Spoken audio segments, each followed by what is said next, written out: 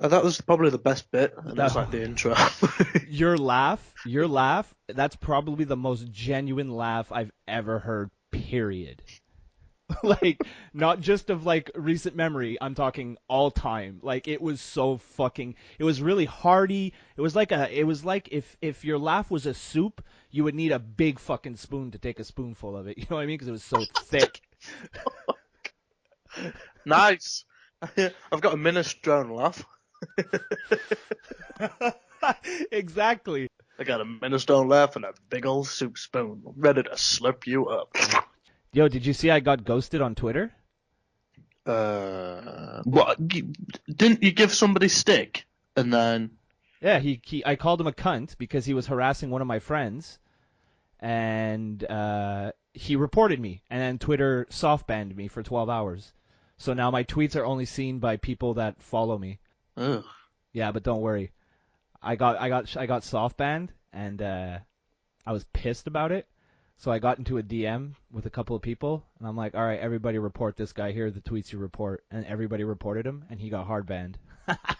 He can't tweet anymore.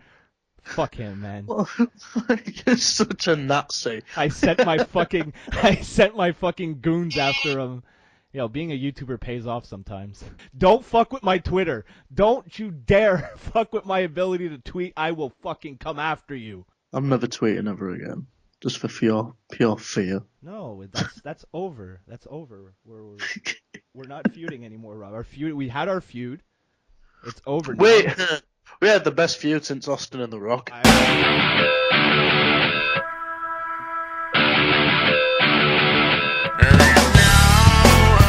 Hello, everyone, and welcome back to the best damn wrestling podcast on the entirety of YouTube.com.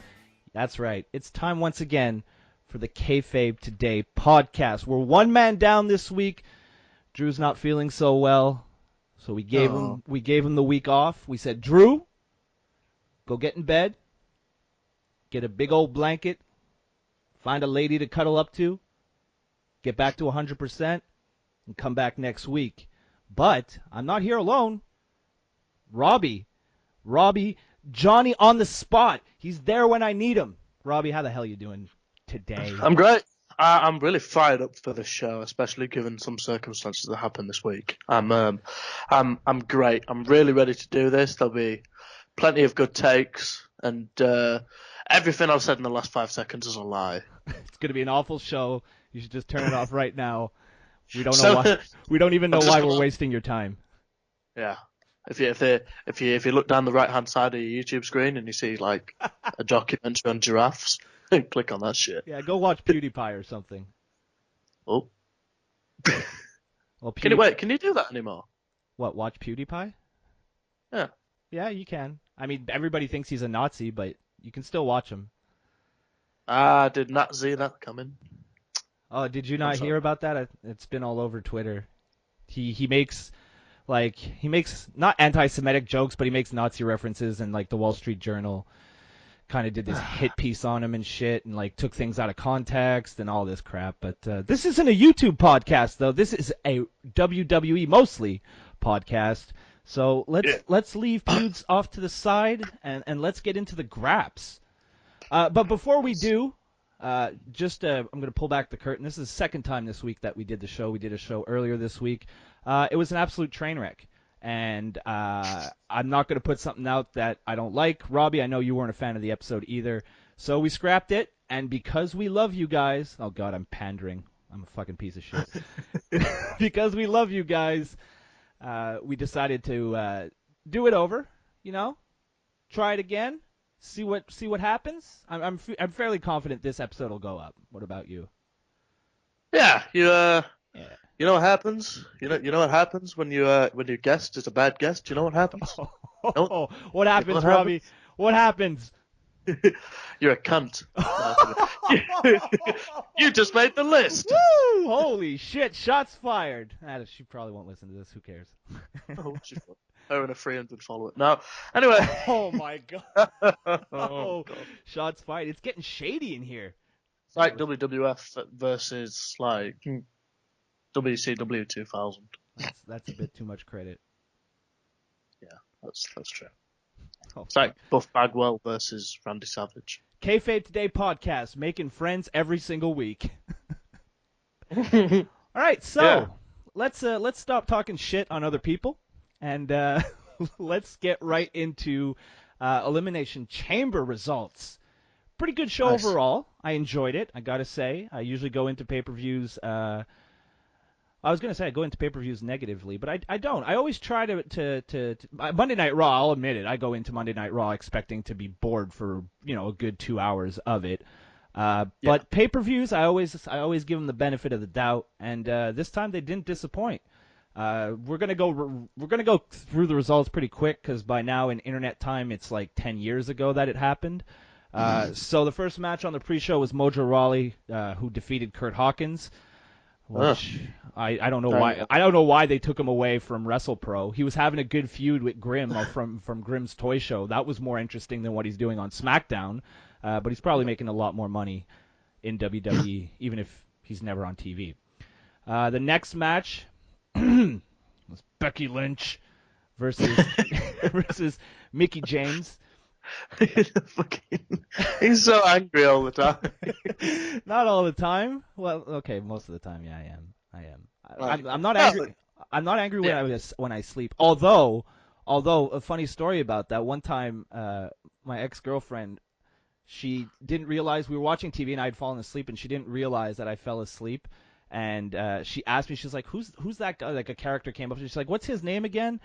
And I told her to fuck off in my sleep. So I think maybe even in my sleep I'm angry. I think you nailed it on the head with that one. There was three. You know when you snore, like people normally snore. Your snore is Roman Reigns, Roman Reigns, Roman Reigns. And I was like, Roman Reigns, Becky Lynch, James Ellsworth. I'm such a fucking mark that even in my sleep I have to hate on wrestlers. That's okay. That's how much of it's a work. I am. Yeah, it's all good. It's all good. It was a decent match. I'm a big fan of Mickie James, always have been. I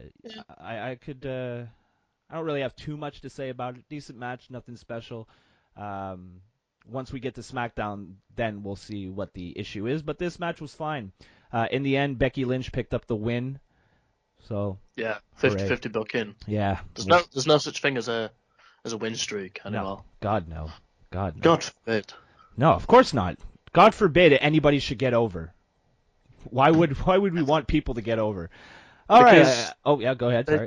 Because they may take the shine off Roman Reigns. Oh, yeah. These women's division matches, they really make Roman look bad. Yeah, if Fabulous Moolah came back with ashes, I'm sure Roman would still kick it out the arena and be like, "No, this is my spot. Really, this is my money."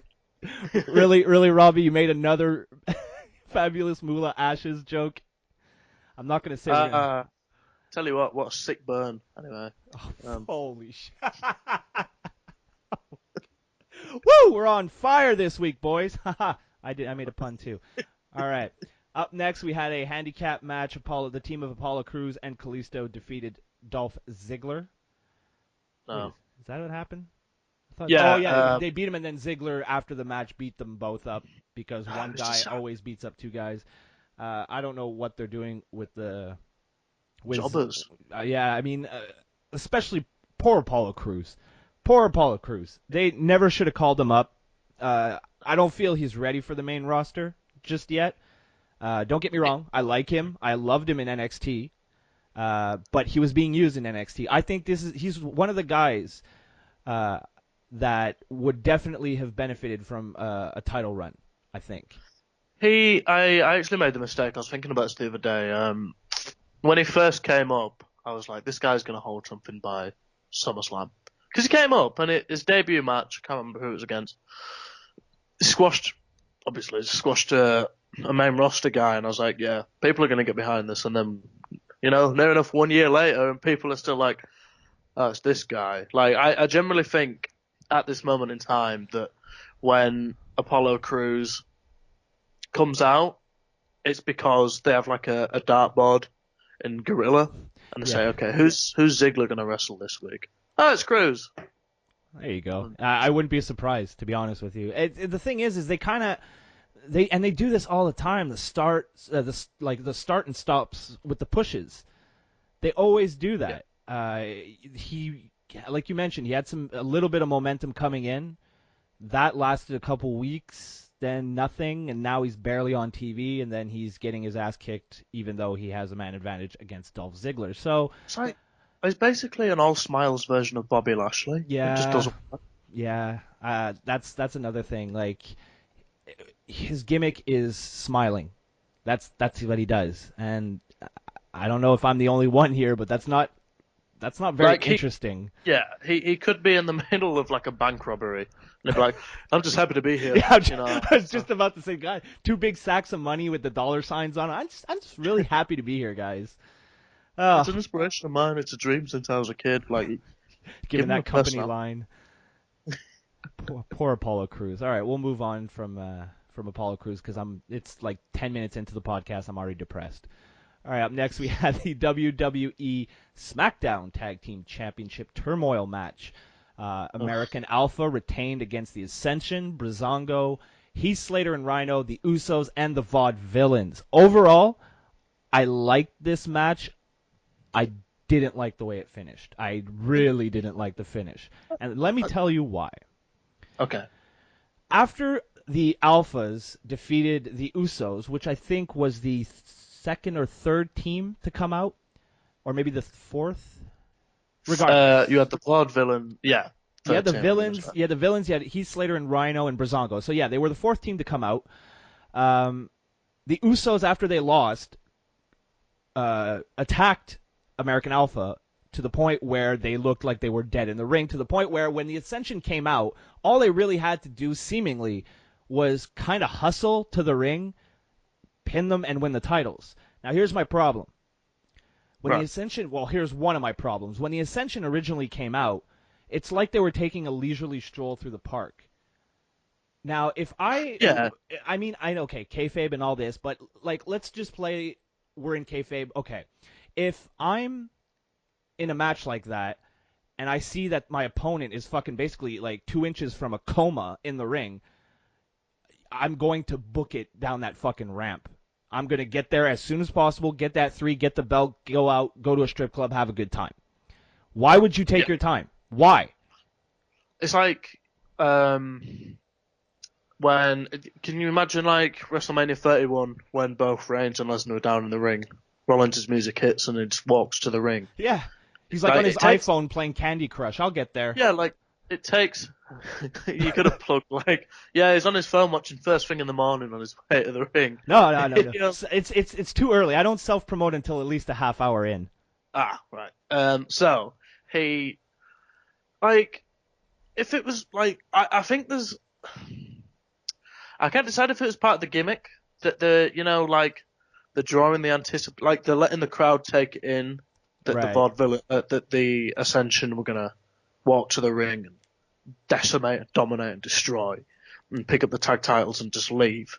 But if it was my tag team, and I don't care if it was natural disasters, the tag team, get into the ring as fast as you can and get the belts. It doesn't matter if you're running there, like, even if you run like Eva Marie, still get in the goddamn ring as fast as you can and pick up the belts. Because at the end of the day, you're winning the belts. Yeah. Like, nobody's going to say, okay, they won the belt, but you should have seen how they ran. No, fuck it. Like, I don't understand why they walk to the ring. It's that suspension of disbelief that you have to have with wrestling and things like that. It's really hard to be like, oh, okay, well, I'll let that one go. Like, I can understand why they didn't book it to the ring. Like, it doesn't make sense. And when things don't make sense, what does that do? It takes the people out of the match. And full disclosure, another thing that kind of, and this is on me, and I completely acknowledge that, I was really hoping for a Revival call-up. Like, either they interfere in the match or after the match, like how perfect would this be? The Alphas come in, they go into the match, they beat all the teams, it was a grueling match, they got their ass kicked by the Usos, they managed to fight their way back into the match, beat the Ascension, and just before they're about to celebrate, the Revival come out, and they're like, no time for you to celebrate, and then you have a super hot tag team feud going into WrestleMania. I would have had it, the way I would have had it is, I would have had it the same, but I in the sense that I would have had, the American Alpha literally just beat the Ascension, and that everyone's like, oh, that's the last tag team. Brian comes out and he's like, wait a minute, we got one last tag team. Say yeah. Oh, The whole nice. place Yeah. would have gone freaking nuts. And then Yeah. what it is all the Revival have to do is hit them with the Shatter Machine, pick up the belts. It protects American Alpha because they've gone through this long way. You don't overexpose the Revival in the first match of the main roster, and then you can have them work towards American Alpha picking up the tag titles at Mania and being a great joyous moment, and blah blah blah. And that's all she wrote. But nope, the Ascension happened. Yeah, So. and and how bad did that make look how bad did it make the Ascension look? I've never seen a team ascend and descend as fast. Yeah, because they were really hot in NXT, right? I didn't Yep, really, but then I didn't really get to, I wasn't really paying too much attention to NXT at the time, so I didn't really get to see too much of their run. But from what I've heard and from the little bits that I've, seen, they seem to be like a dominant tag team in they were. NXT. And then they come to the main roster with the worst possible gimmick. They start picking on legends. Then the legends beat them. Like, Oh yeah. What? It's like sometimes I wonder, like, do they remember how to book? I think that what it is, and I've always said this. I've said this with a few NXT guys, like Tyler Breeze. Who's the other one I was thinking of? But I think it's Vince's way. You remember the political hit theory? Oh, I remember. Okay, so I think sometimes that when you look at talent that comes straight up from NXT and bombs so hard on the main roster just because of the way the books, I just feel like it's Vince McMahon's last big fuck you to Triple H that his vanity talent can't get over on Vince's big show. Yeah, I mean, the people chanting NXT at Mania are better than Mania for NXT. That's got to. Yeah. Vince has a massive ego. That's got to hurt. There's no way that doesn't bother him, and it's so childish because it's all the same company. They're all under the same umbrella. They're all under the same team. If NXT is successful, that's good for WWE. If the main roster is successful, that's also good for NXT because without the main roster, there is no NXT. So instead of treating them like they're a couple, for lack of a better term, they treat it like it's WCW versus WWF. Well, like not to the same extent, but it feels that way with how some talents are so over at Full Sail, but that could also be the Mark crowd at Full Sail. It's a small sample. But yeah, and I don't remember what show I heard this on, so I apologize. But it was a really good point. I feel it's good enough to bring up. The guys that are really successful on the main roster, for the most part, they already had a name before coming to NXT. Guys like Balor, guys like Rollins, guys like Owens, guys like Zayn. All these guys made their name on the independents. They came with their built-in fan base. So NXT did nothing for them. Well, can you think of one guy who's been really, really successful? Because even if you want to go to like Ambrose and Reigns, they started in FCW. They're not an NXT product. They're an FCW product. Well, and I guess Ambrose came from doing CZW stuff under John Moxley. I get what they do with NXT. I enjoy it. Maybe not so much these days. And you make a good point because. Well, again, I heard that on a show, so it's not entirely my point. Charlotte's done pretty well for herself. Yeah, Charlotte is. Yeah, Charlotte. But I mean, that's one of a few. Yeah, one of a small select few. The women have done much better coming up from NXT than the men. Yeah. So. Like, there's honestly not a name that I can unless you want to. Are we saying for argument's sake? Can we treat FCW as a developmental, Or are we just saying primarily NXT? Well, because like they made a big deal about NXT being their call up, like their farm team, right? That's when it really, really like. Before that, you never really like. I mean, we heard it because we're on the internet and we go out looking for this information. But your casual fan at home, they don't know before NXT. They didn't know where this talent came from, right? Yeah. Like you can assume, but if you're not a hardcore fan like we are, you're not going to do the research. Oh, okay, Ambrose was in CZW before, or like, or like even the Wyatt family, they were from FCW as well. So, or at least Bray was. I'm not sure about Harper and Rowan. But I think Harper did a bunch of stuff. He did a bunch of stuff outside as well. And I just remember where that opinion came from the Shining Wizards. They're a fantastic podcast. You should go check them out at shiningwizards.com. I'll leave a link in the description. They're like one of the only wrestling podcasts I still listen to. They're fantastic. See, we do make friends. Well, they're going to give us a plug on their show next week, so. Figured I'd give him one. I get that one out there. Yeah. But no, I can't remember what match we were on. We were just talking about the tag match, but I think we talked that to death by now. So it's up next. It was Natalia versus Nikki Bella. You mean 7-star Nikki? 7-star Nikki. 1 star better than Okada Omega. Anyway, I didn't actually watch this. I woke up and decided to. You know when you kind of like the morning after the show and you see the results and you think, okay, I'm going to watch that, watch this, watch that. This, admittedly, especially after looking at the match finish, wasn't a priority to watch, and I still haven't got around to seeing it. I thought it was okay. I didn't hate it. I actually ended up enjoying it much more than I thought I would. The one thing that stuck out more so than anything else in this match is that Nikki Bella's STF is way better than Cena's. Because doesn't she lock the leg in the head with the same? She locked the leg in, and when she put her arms around like the neck area, she really fucking torqued back. That's my thing with Cena. With Cena, you see there's so much room between his arms and the guy's neck or head area. But with Nikki, it was fucking locked in, and she was torquing back. It looked sick. She's much better at doing that than Cena is. I read that Nikki looked great in this match. Yeah, she did. She did. She hit Natty. She hit Natty with a spear.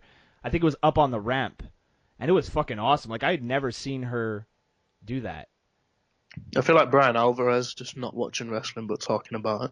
I actually feel like our old guest from this week. Never aware. But besides that, it went to a double countout, which was a pretty shitty finish. But I mean, clearly they just want to make it the feud last a bit longer. Yeah, I think there's still legs.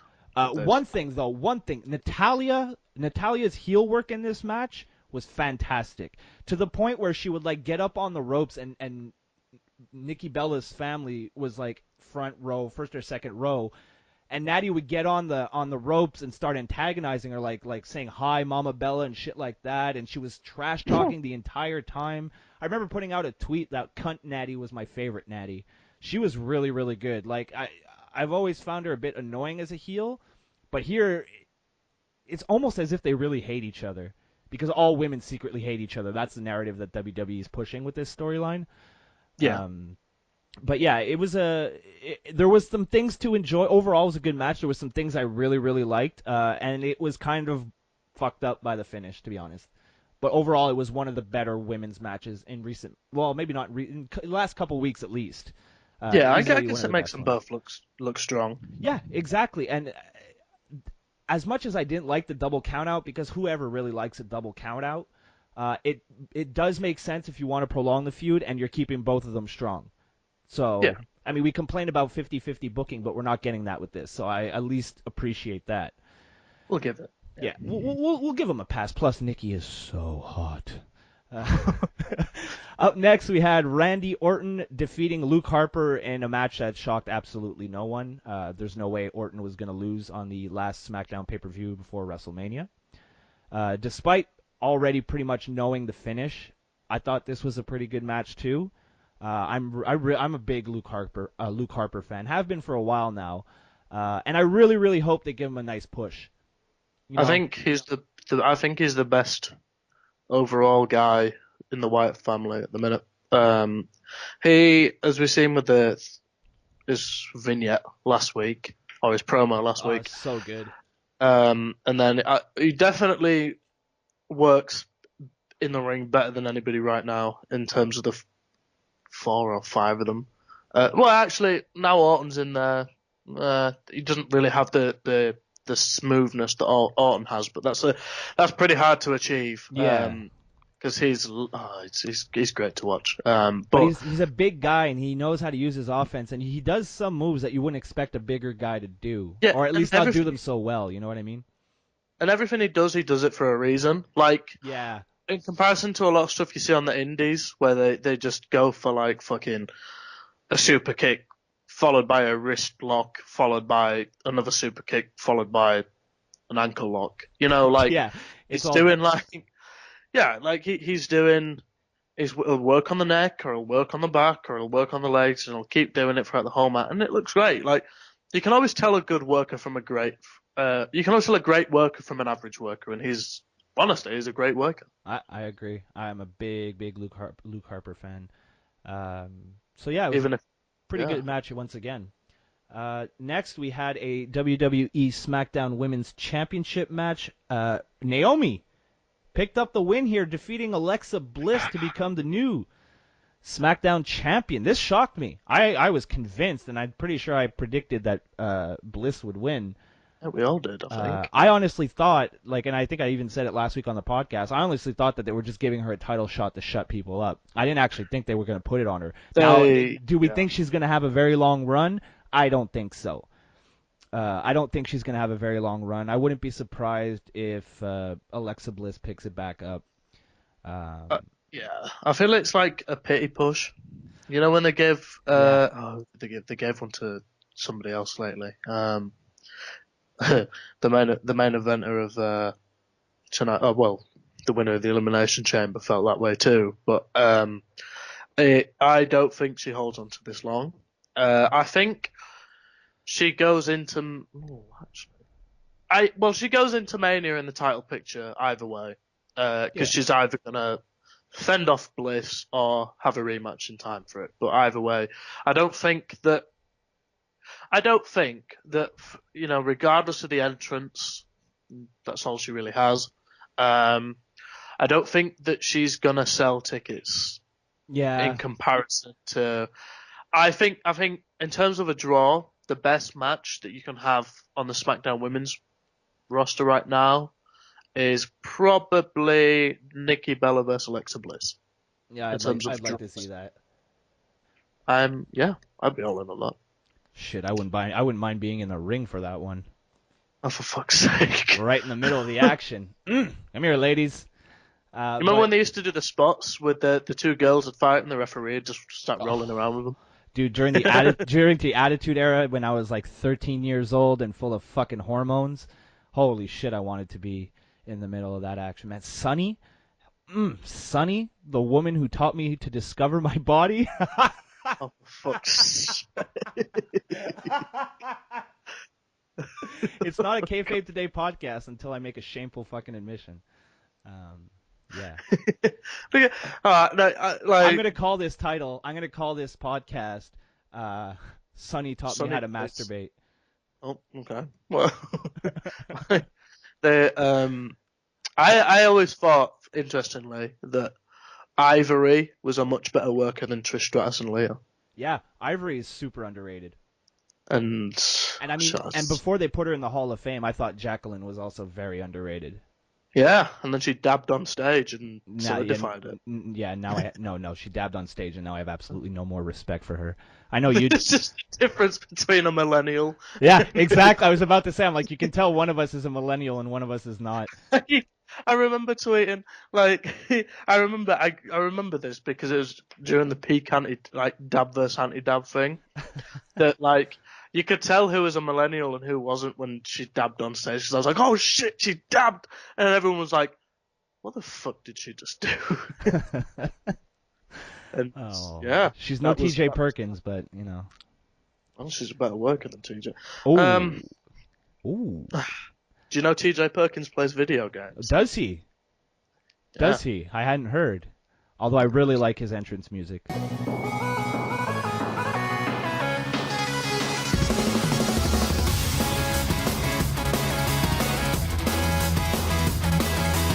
You know, decent match. We have a new women's champion for SmackDown in Naomi. Let's see how long it lasts. Hey, I've got a question. Yeah. Do you think she deserved it? Oh yes, that's true. I wasn't sure if that it was after she won, because they had an interview with her right after the match, right? I fucking hate that. I wasn't shit. sure. I wasn't sure if it was at Elimination Chamber or on SmackDown. Elimination Chamber. Yeah. Oh yeah, SmackDown was for Wyatt. And it was just, oh my god. Well, you know what? Let's talk about that at SmackDown, so people have to, they have to stay tuned to hear our hot takes. We have an issue with the "You Deserve It" chant, but you got to listen a little bit more until we get to it. And you gotta give them little treats to keep them on. Little treats. You gotta make us look real strong. Yeah, little treats for that watch time, that precious watch time. We got to keep these people invested. Give us money. Money. You can either keep listening or PayPal us right now. Yeah, that's a good idea. mtlbroski28@gmail.com. Send your donations there. I didn't actually mean it, but if we're going this way, hey, fuck it. I you know what? Fuck it. I see YouTubers begging all the time. I'm gonna get in on some of that action. I don't care. Fuck it. Is that, do you know the girl that monetized her apology video?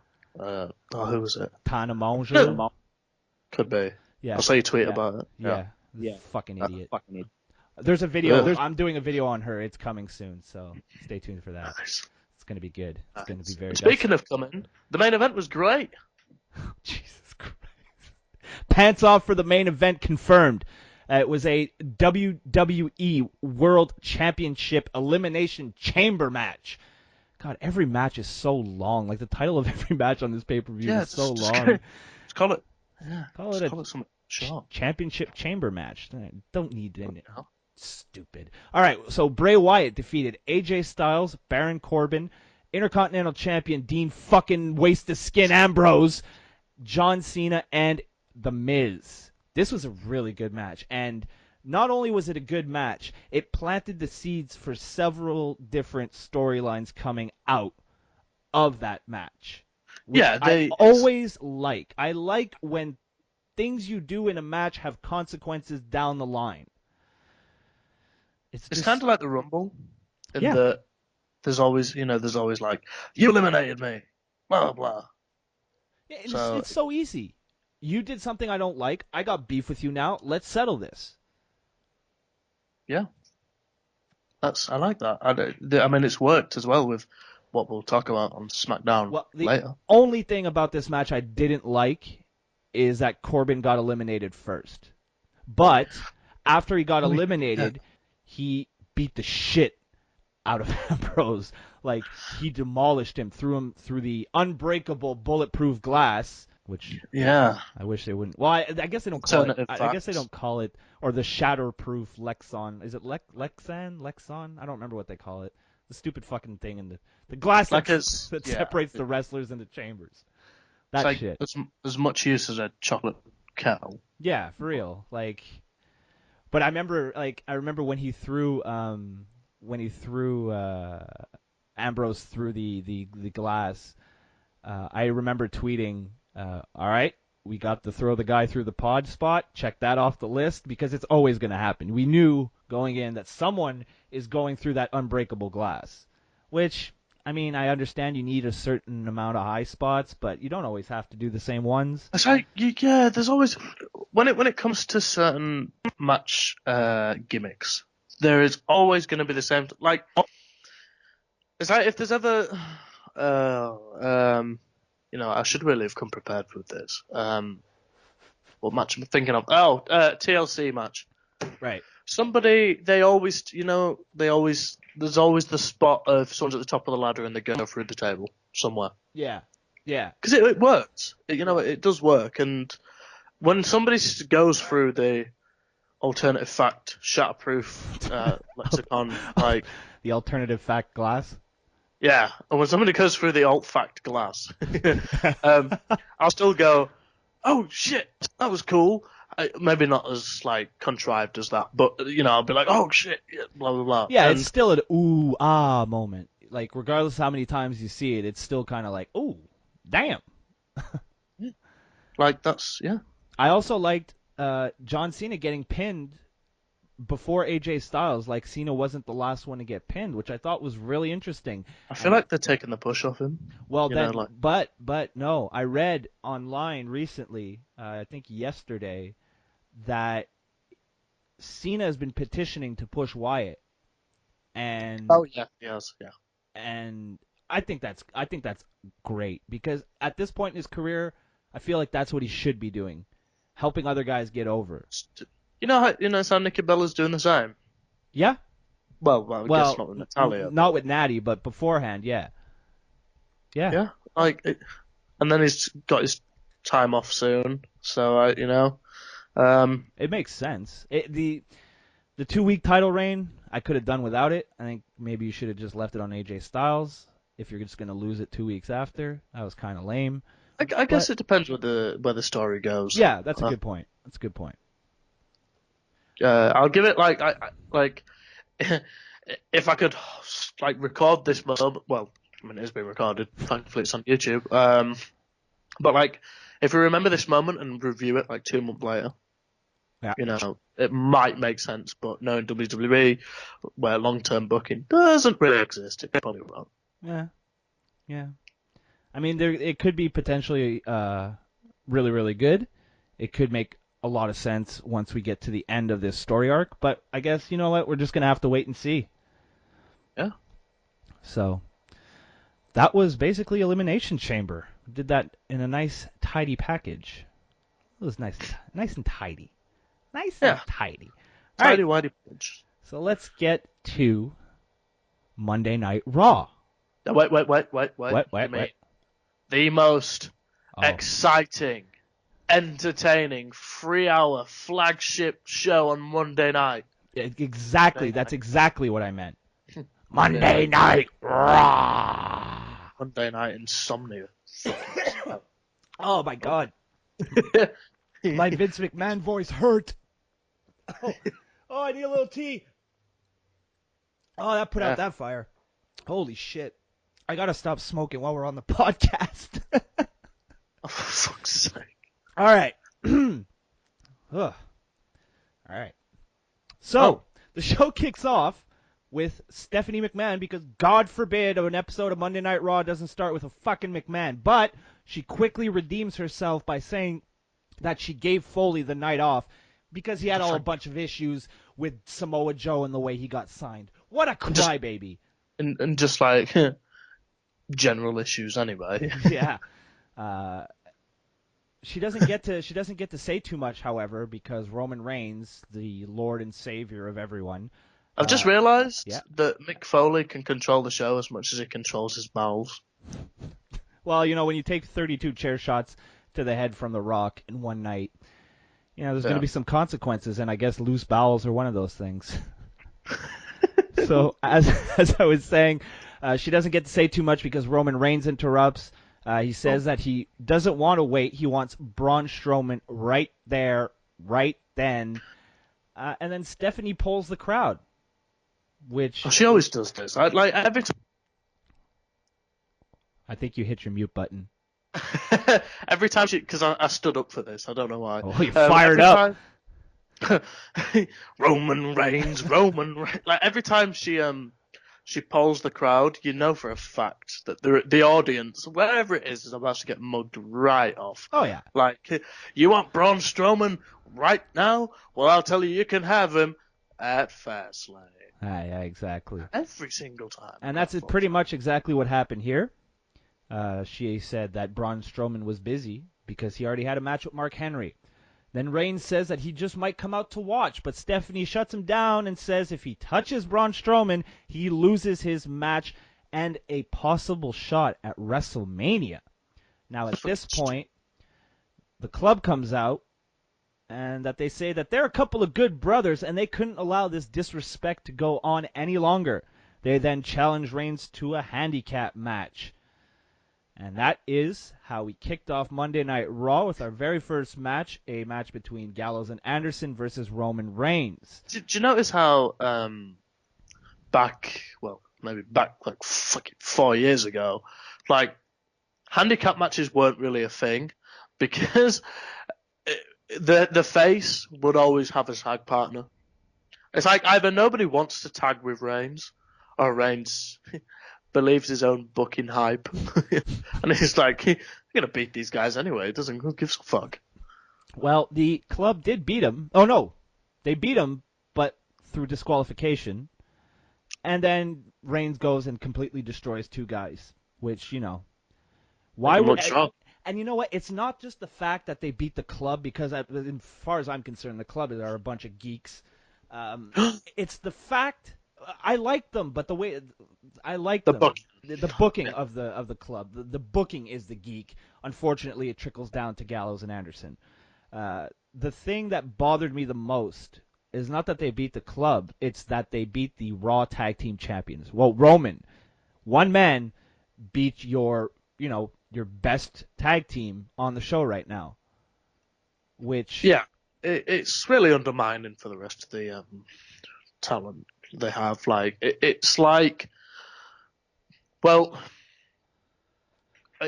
it doesn't make sense that one pro wrestler should beat two pro wrestlers unless it's a squash match. Like, but given this is I guess it's not really 50-50. It's like, I can't bother to do the maths. But I didn't get a real high grade in maths. Neither did I, so don't look at me to do any math for you.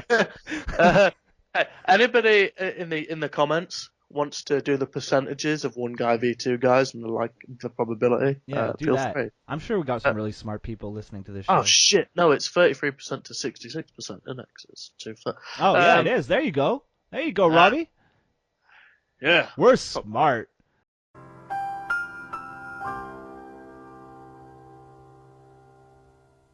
So, yeah, no, this shouldn't happen. I don't care. I don't care who it is. I don't care if it's fucking New Jack, Roman Reigns.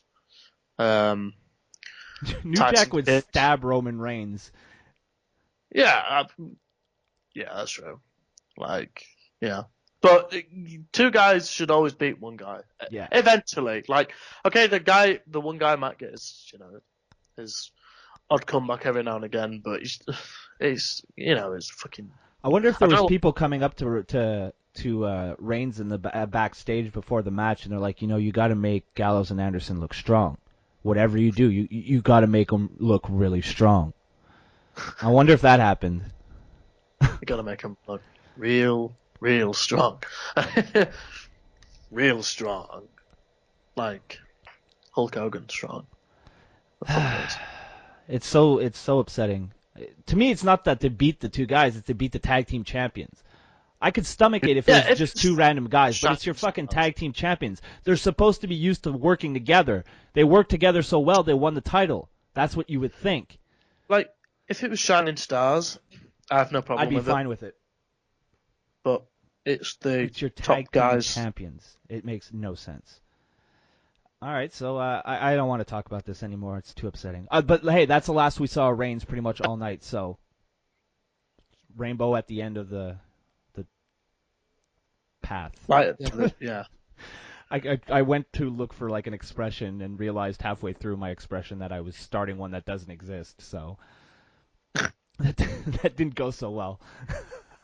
Up next, we had the New Day come out to face, Kofi Kingston to face Bo Dallas, but before the match, they made fun of Bo Dallas because that's what the New Day does. And then they also said that they had blueprints for a new flavor of ice cream developed by the New Day. Sounds familiar. And the best, CM Punk was just like at home fucking punching holes in his wall, or an AJ. Oh, Jesus. He's like, I tried to do that. And they we can be me. as misogynistic as possible, but domestic abuse? No, none of that. Our four female listeners now hate me. I can't wait for. Do you think there'll ever be a day where CM Punk does a Chris Benoit and uses his go to sleep on AJ permanently?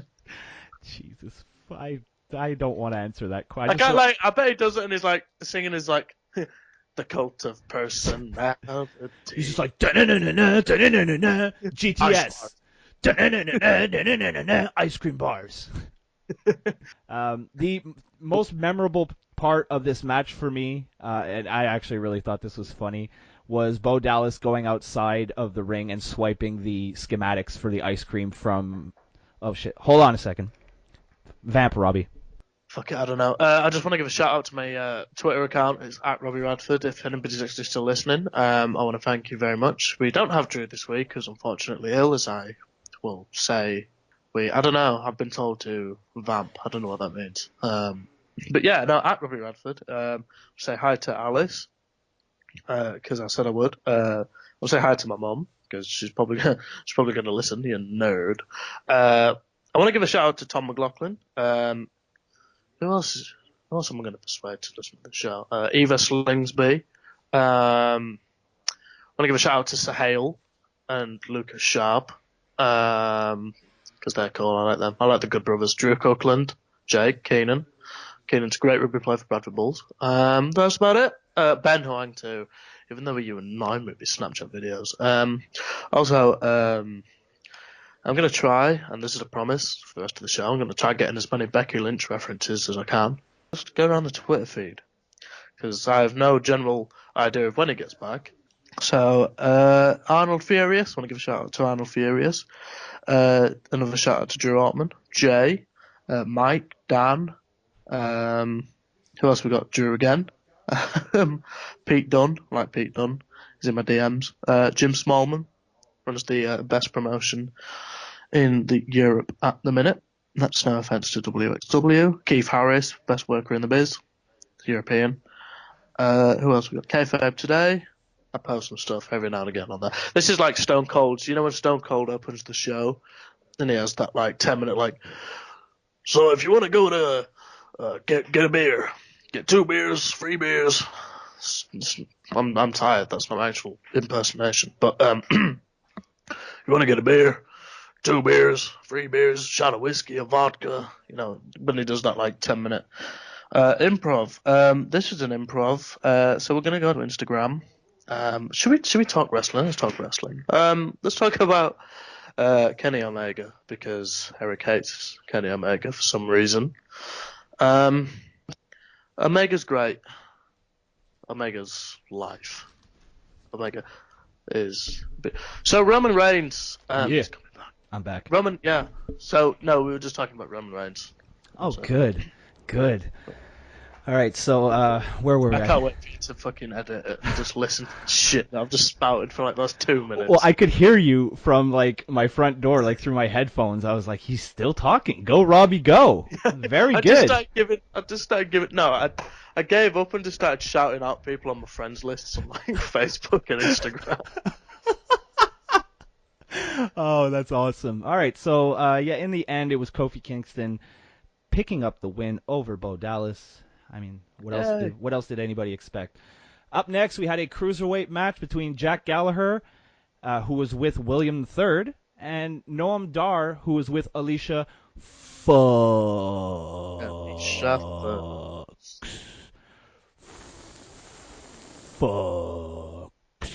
That genuinely made me cringe. Like, it genuinely made my spine like hunch up. Good. I want to make you uncomfortable at least once during the podcast. Now it's done. Now we can just focus on entertaining the masses. Yeah, straight fire. Let's go. Fuck you. I didn't pay too much attention to this match. Everybody who listens knows I don't really pay too much attention unless was Tozawa? Yeah, Tozawa's in the match. Okay, Tozawa. Big fan of him. Fuck, I'm starting to sound like you, Robbie. Oh, this Japanese wrestler. I really like this Japanese wrestler. That's all you say. I do. You know what? At first, I couldn't understand Jack Gallagher. I didn't know why he was there. I didn't understand why people seemed to like him so much. But as I like the umbrella. The umbrella is really funny to me, and I like it. So yeah, I'm warming up to him. He looks like a fucking nerd, but he could probably still kick my ass. Well, he is a mixed martial artist. Oh, is he? Is he like Yeah. is he like a legit fighter?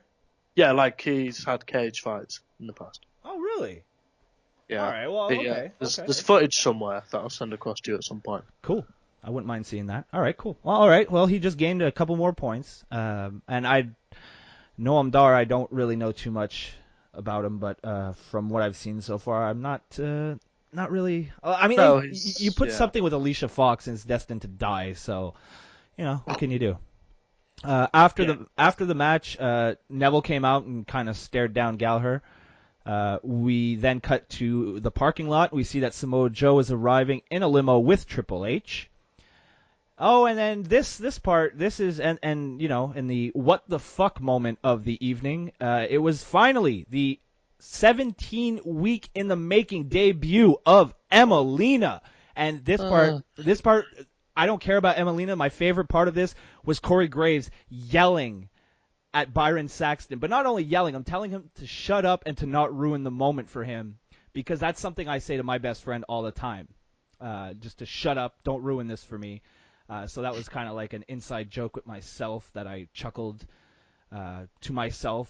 I mean, I guess my cat looked at me a bit when I laughed, but then she licked herself, so I assumed she didn't give a shit anymore. This was really confusing because she came out and she says that we will now see the transformation of Emma into Emmalina. That's what we saw, and now we're going to see the transformation of Emmalina back into Emma. Now, because we're big wrestling marks, we went on the internet. We're like, well, why did this happen? Apparently, what I'm hearing from my sources, which is the internet, WWE weren't satisfied with the way with her portrayal of the character. They weren't satisfied with the way she was she wasn't fully embracing the character, from what I understand, or she couldn't do what they were asking her to do.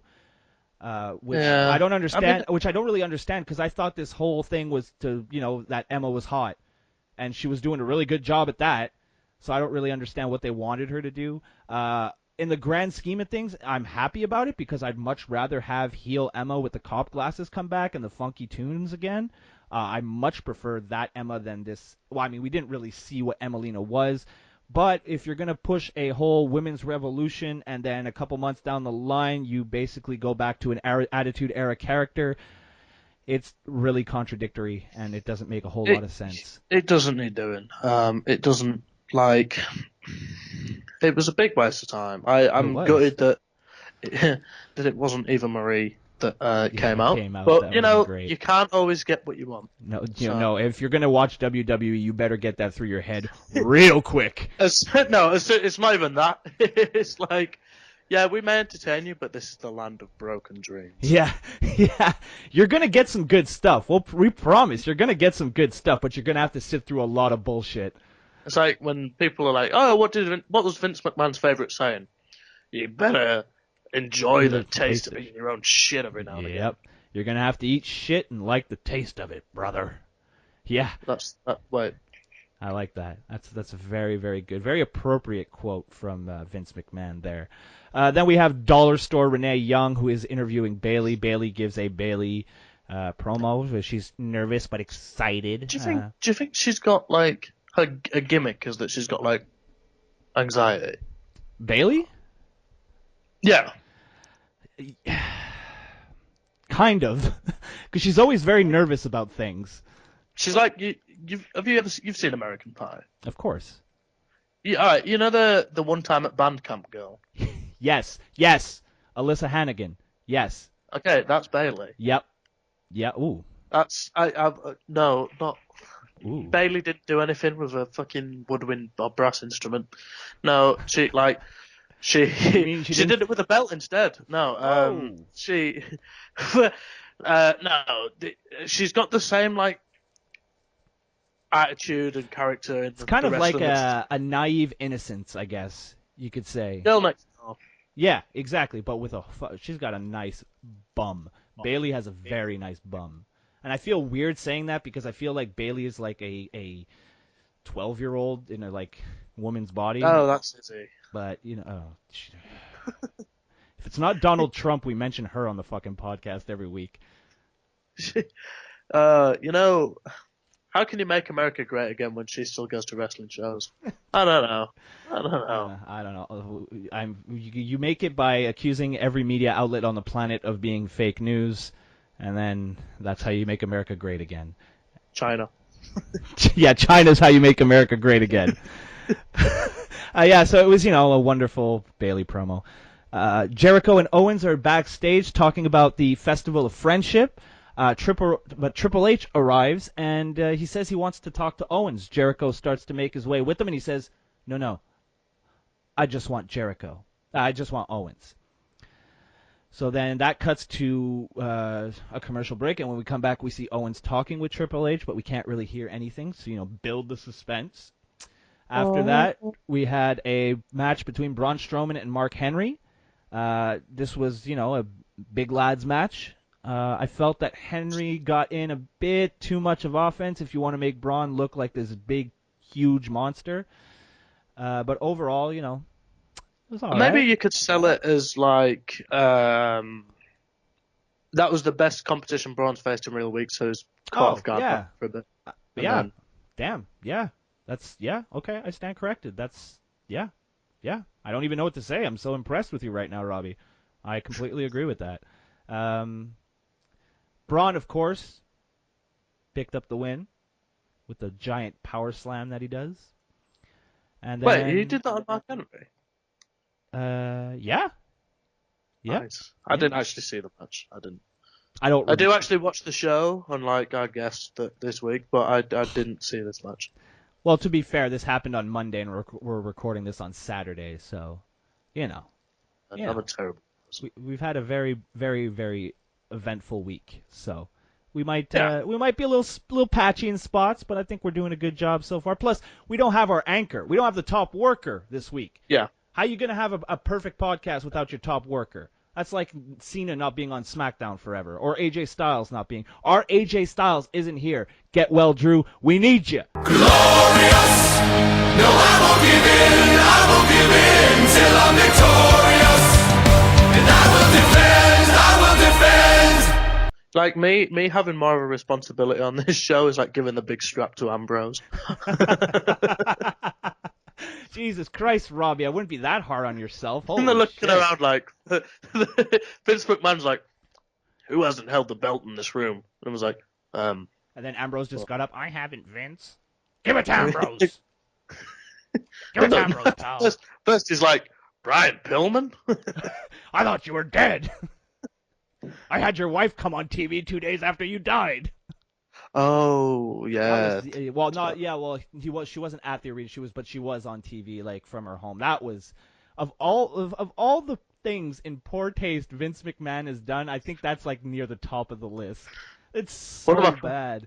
One of my favorite ones was when, speaking of poor taste, when Big Boss Man went to Big Show's mum's house and made her admit that she wasn't that her son was a bastard. Oh yeah. Yeah. Jesus Christ. I thought you were going to say when Big Show rode his father's casket, but that was just too funny to really be... It's when I was sad and then he fell off it. That was so funny. To this day, I'll watch that and I'll still laugh. That's what I miss. That's what I fucking miss. The crazy shit.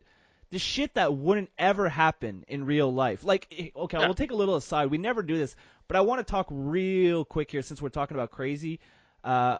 Did you see the Hardy segment on TNA this week?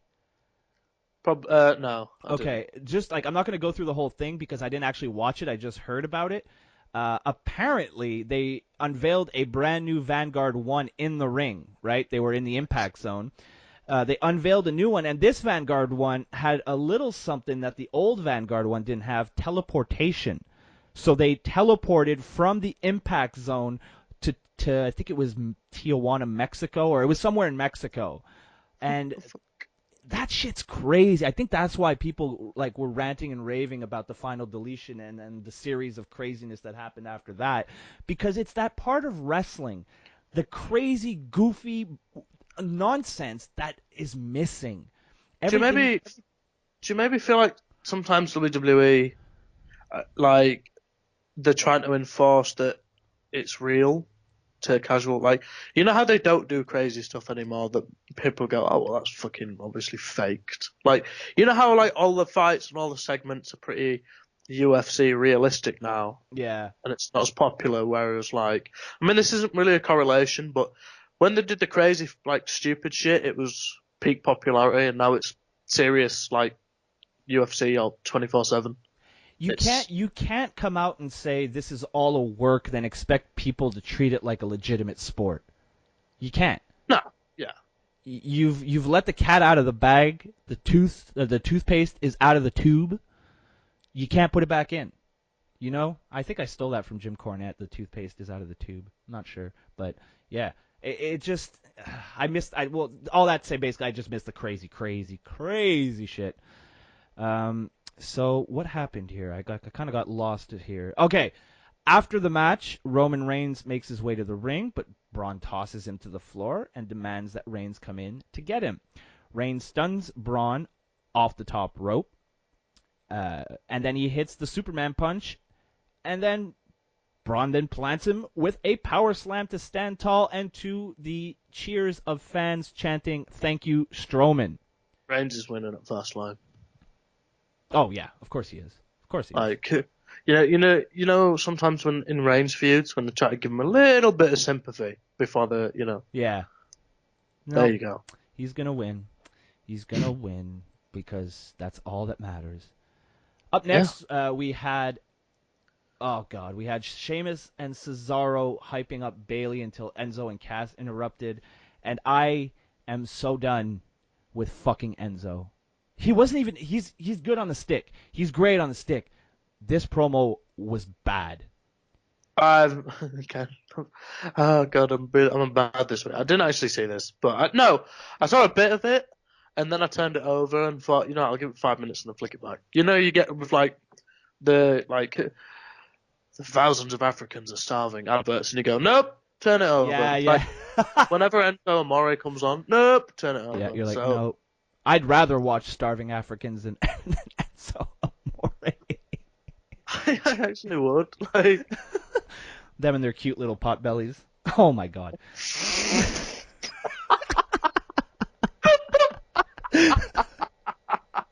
I apologize.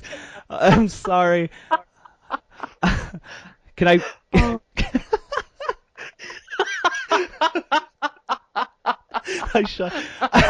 I killed the podcast. shit. Whenever I Leave that in. Whenever I say something horrible, I just tell them to make myself feel better. I'm just like, it's going on YouTube. There's much more. There's things that are much worse on YouTube than that. So, Plus, if it offended you, well, it's the third episode. It's like the fourth episode now that we're back. And if you haven't caught it by now, I'm kind of an offensive asshole. So, get used to it. I make Benoit smothering jokes to promote our podcast. So that's the type of human being I am. Okay, so in a segment that actually did have a pot belly, Samoa Joe talkie time. Oh, for fuck's sake. Hey, I'm running with it, Robbie. Fuck it. If I'm digging myself a grave, I'm going all the way down to 6 feet. I don't care. All right, so Michael Cole's backstage for a sit-down interview with Samoa Joe. Joe admits that he used dishonorable tactics to come to the WWE, but he's not there to make friends. He's only there to please Triple H because he's the one who gave him his shot at the main roster. Now he says that he got the results he pretty much desired. Now Cole talks about Triple H a little bit too much here, asking if Triple H may be scared of Rollins and different other Triple H related questions, and Samoa Joe is just having none of it. Cole mentions that guys like HBK, Orton, Batista, Rollins, they've all been turned on by Triple H. Now Joe says that's true, but the difference is that they all needed their hand held by Triple H to get the job done, and he doesn't need anybody anybody's help. He goes He's to a good the promo. Oh, he's a fantastic. This was a great interview. He goes to the ring, he gets the job done, and Triple H can rely on him. This was amazing. I really, really, really like what they're doing with Joe. Because they're making him look like a badass. They're making him look like someone you don't want to mess with. And that's what you got to do to get people over. If you want them to be a monster heel, you got to let them be a monster. Well, you know, the sad thing is, like, as much as I'm enjoying it now, I can only help but think down the line when it gets fed to the real monster. Yeah, I know. I'm just trying not to think of it because I'm really enjoying what they're doing right now. So I'm staying in the moment with Samoa Joe. Drink it in. Yeah, I'm trying not to think too far ahead because eventually they're gonna fuck them up because they fuck everything up. All right, so up next we have another match between Sami Zayn and Rusev. Love both of these guys. Sami Zayn, once again, having another good match on Monday Night Raw, which is basically his thing now. That's his gimmick. He's the guy that you put in the ring when you want to have a good match on Monday Night Raw.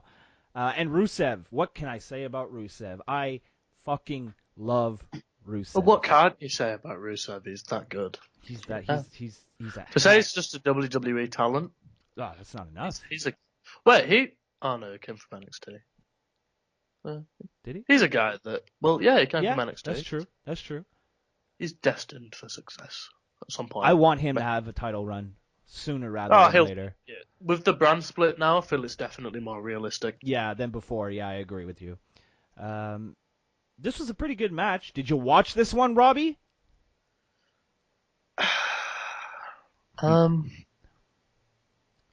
No. Sami Zayn defeated Rusev. I don't actually like Sami Zayn. Really? Why not? Just the booking makes him really undesirable to tune into. Like, you remember, I see it like, you remember when they tried to make Reigns do comedy for a bit, and he was just completely undesirable to watch, whereas now he's suffering succotash. Was that what he said? Or tater tots? Both of them. Yeah, he said both of them, right? Oh God. Yeah, exactly. So I'm at a stage. It's not the same, but I'm at a stage with Sami Zayn where I just can't watch him. Like, he has been booked like a geek recently, but I mean, he wins. He's winning. At least he's winning, and he won this match too. Rusev kind of was getting back in the ring, and Sami Zayn caught him with a haluva kick, a la Randy Orton, which means it was out of nowhere, and picked up the 1-2-3. Now this was a very good match. They worked well together. They had some great chemistry. I still believe that Sami Zayn is a great underdog, and putting him against Rusev, who, when he's all fired up, that's the perfect guy you put against Sami Zayn. You got the big guy who's angry and he looks dominant. You put Sami Zayn against him, who's this, smaller competitor, the underdog. And if Sami Zayn gets the win, it makes Sami Zayn look pretty good. One thing, however, that didn't make Sami Zayn look too good is after the match, Samoa Joe attacked him. Absolutely brutalized him, coming out from the side of the stage and just laying down a little bit of smack right to Sami Zayn's fucking face. Boom! Good. So I guess they're a thing at Fastlane? Yeah, I think so. So there you go, Kieran. You got your answer for... I did say it as well. I did say it. I was listening to the show when I was maybe using the restroom. At work. Yeah, I know, that's not good. But I'm really okay. Especially with Zayn selling against just the brute force of Samoa Joe. I'm all for it.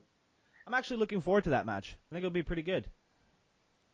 Yeah. Pretty excited for that match, not gonna lie. I've been really high on Sami Zayn recently. I'm a very big fan of his in-ring work. I'm not a huge fan of the character, the booking that they're kind of giving him, but can't complain. Once he's in that little 20-by-20 ring, he's ready to go. Up next, we got our second Cruiserweight match of the evening between Akira Tozawa and Arya Daivari. Kendrick was out on commentary, and I thought this was pretty funny because Kendrick kept claiming that he was mentoring Tozawa, and because Tozawa, he's from Japan, so he doesn't speak English. That's wacky! He has no I'm idea. just surprised that they haven't like made him really, really, really Takeshi's Castle-esque Japanese. I love Takeshi's Castle. It's so Like, funny. Hi. Just like I'm surprised they didn't do it with Kota, but I guess that was a professionally formulated show. But yeah, I'm surprised that they haven't gone that route with. I guess this is how it is in 2017 because any echo of that and it'd be like, no, this is offensive. Yep. So Definitely. The SJWs would be repelling from the top of the arena to shut down the show.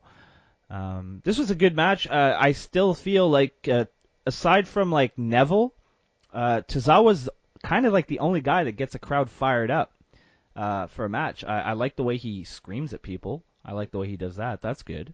If I was a wrestler, I would definitely scream at people. And he's really, really solid in the ring. So the cruiserweights, ever since Tozawa, because I'm interested in Tozawa and I'm a big fan of Neville's heel run, I'm a little bit more interested.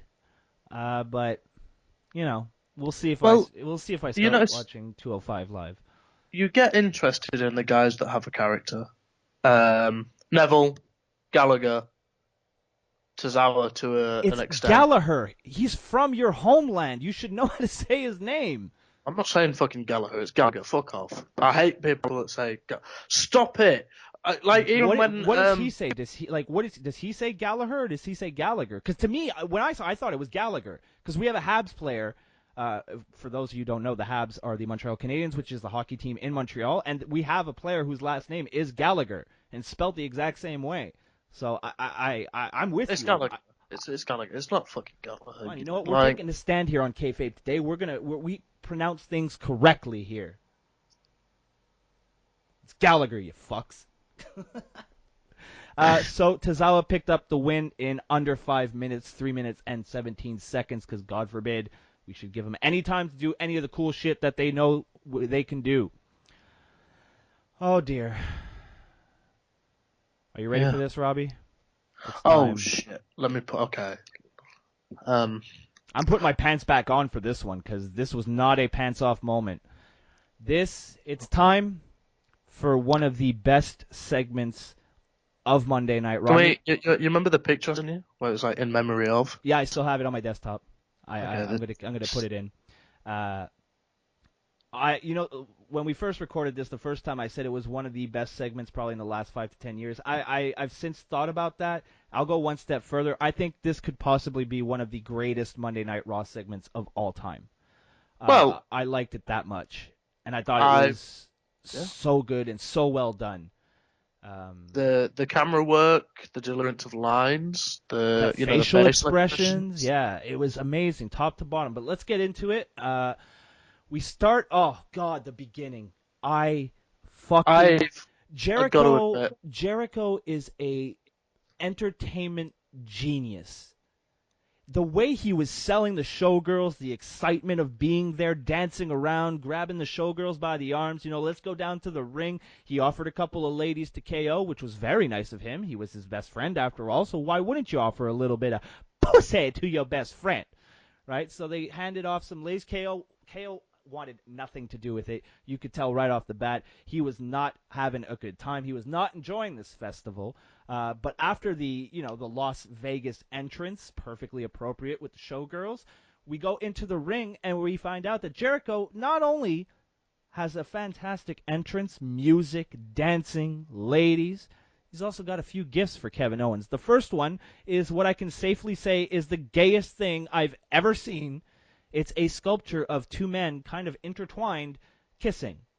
Now, this is a Ralph Guggenheim original. If you think you can find a Ralph Guggenheim at your local art store, you got another thing coming, because it's not easy to get a Guggenheim, but when you're Chris JeriKO, you have the connections to make it happen. Now, not only was this a very hard piece to get, it was worth $7,000 according to JeriKO, and I think it was worth every single penny. What'd you think? Did you like the sculpture, Robbie? Would you like, if I get you that and I like cut out, like if I print out a picture of your face, a picture of my face, and I stick our faces on that, would you wear that? Would you put that on a shelf in your bedroom? Maybe above your bed? It's basically going to be the thumbnail of the show, so better get used to it now. That would be awesome. I wish the thumbnail for the show would be the next gift of JeriKO. This was a painting of the creation of KO. Kevin Owens' reaction to this was amazing. You want me to hang this in my home, Chris? I have 2 kids. You're not wearing any pants. And the reaction that JeriKO had, he was like, yeah, I'm not. What do you want me to do? It was, oh God, it's so nice to be excited. Like, I'm legitimately excited to talk about this. And even though we talked about it like 2 days ago, I'm kind of happy we have to redo this because it means I get to talk about it again. Yeah, we did talk this more. His next gift was not, as if the showgirls weren't enough. You think JeriKO is going to put on a festival with 1 act? Oh, no. He had 2 acts today because he had Friendship the Magician. What'd you think of Friendship, Robbie? I speechless. Kevin Owens telling him that he bought his 9-year-old son a magic kit for Christmas and he could do all the tricks that Friendship just did. Again, another fantastic line by Owens. You can tell nobody wrote a script for this. This was 2 guys who are good on the mic going back and forth doing some improv. It was fantastic. Another part I really liked is when Owens was like, where did you find this guy? And JeriKO kind of looked around, looked really uncomfortable, and he was just like, Craigslist. Never went on Craigslist to find a magician, but fuck off. I know exactly where that sentence is going because I've done it too. I don't know what you're talking about. I don't know what you're talking about. I go on there for pussy. Never bought weed off Craigslist. I've sold weed off Craigslist. I never bought. Actually, I built a nice little business for myself a couple summers ago off Craigslist selling weed. It was nice. Yeah, that's illegal in my country. It's frowned upon in my country. Gotta say my country like Donald Trump. Oh. We're gonna build that wall. Yeah, I think we should build a wall between the UK and Canada. That ocean, that gigantic ocean between us, doesn't make me feel safe. I don't want any filthy Englishmen sneaking into my country, stealing all my jobs, mowing lawns. Fucking English people. Supporting the Maple Leafs. Oh, Robbie! How dare you? Oh, I actually completely forgot about this. This was like one of the best parts. Not only did we have Showgirls, not only did we have Friendship the Magician, but we had the return of a legitimate WWE legend. Oh, shit. That's right, because Kevin Owens thought this whole thing was a setup for Chris JeriKO to call out Goldberg to beat him up. So what does JeriKO do? What does JeriKO do? He says, that's exactly what I came to do, Kevin Owens. So get your ass out here, Goldberg. The music hits. The fans are chanting Goldberg. Everybody's jacked up. Kevin Owens puts the Universal Championship down on the mat. He's ready for a fight. And then, who comes out? Is it Goldberg? No, sir. Oh, no. No, sir, it's not. It's the man, the myth, the legend himself, Gilbert. That's right, ladies and gentlemen. A staple of the Attitude Era comes back this week in Gilbert. And oh my God, I popped so huge for this. Not huge. I forgot. I popped so huge for this.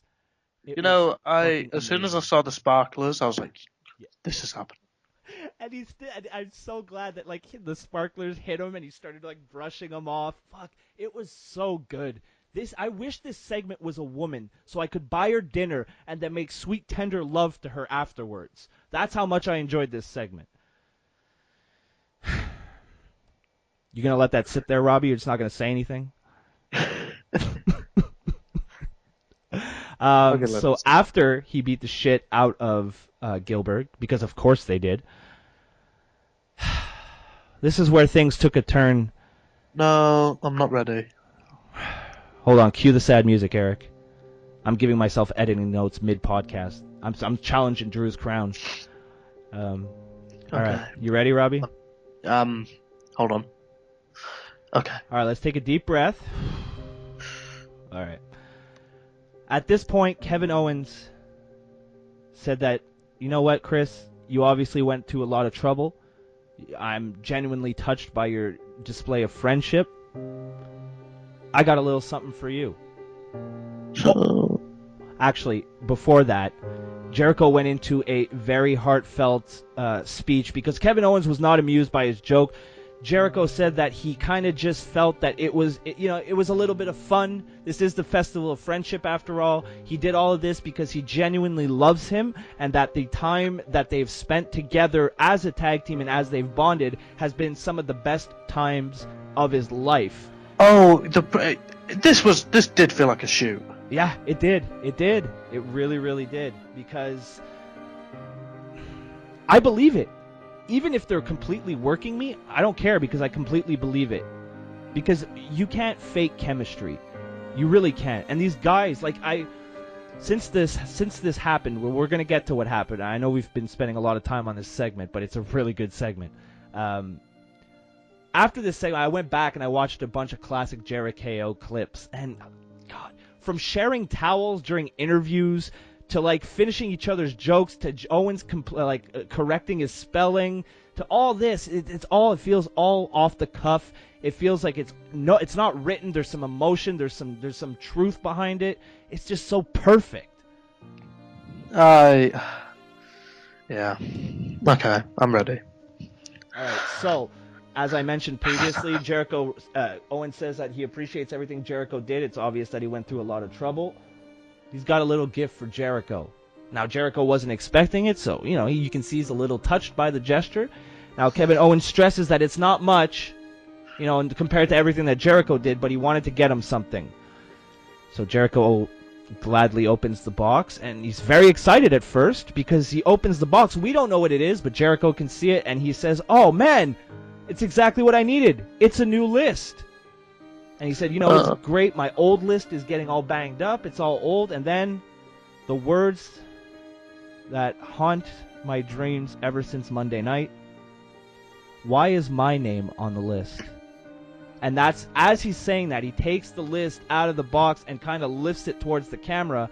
On the back of the list, it says the list of KO. And Owens just drops the mic and proceeds to attack Chris JeriKO. But not only attack Chris JeriKO, he destroyed Chris JeriKO. He beat him down in the ring, tossed him to the outside. Once on the outside, he powerbombed him onto the apron, which gets him back in the ring, and then tosses him right through, Marty Jannetty style, right through the Festival of Friendship Jeritron 5000. It was brutal. It was heartbreaking.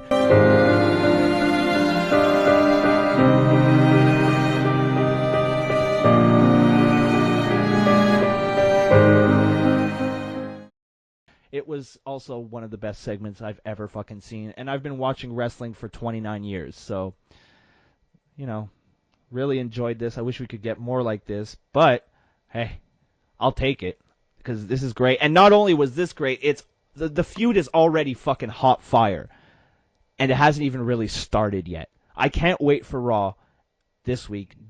And just for that segment. I'll sit through the 3 hours. If you want to put that last, I'll sit through your fucking 2 hours and 45 minutes of absolute garbage of fucking Roman Reigns blowjobs. And I will watch your entire show just for that segment. Because I need to know what happens. I'm super invested and I can't wait to see where this goes. As much as it broke my heart, as much as I'm still recovering. I mean, Canada shut down on Tuesday. We were all devastated. Prime Minister Trudeau went on TV and delivered a heartfelt speech imploring them to, get back together, show that strong Canadian bond that we all share with each other in this wonderful country. Alas, it was not enough. Seems like JeriKO and Kevin Owens are on a collision course to WrestleMania. I'm okay. I'm okay with it, but it still hurts.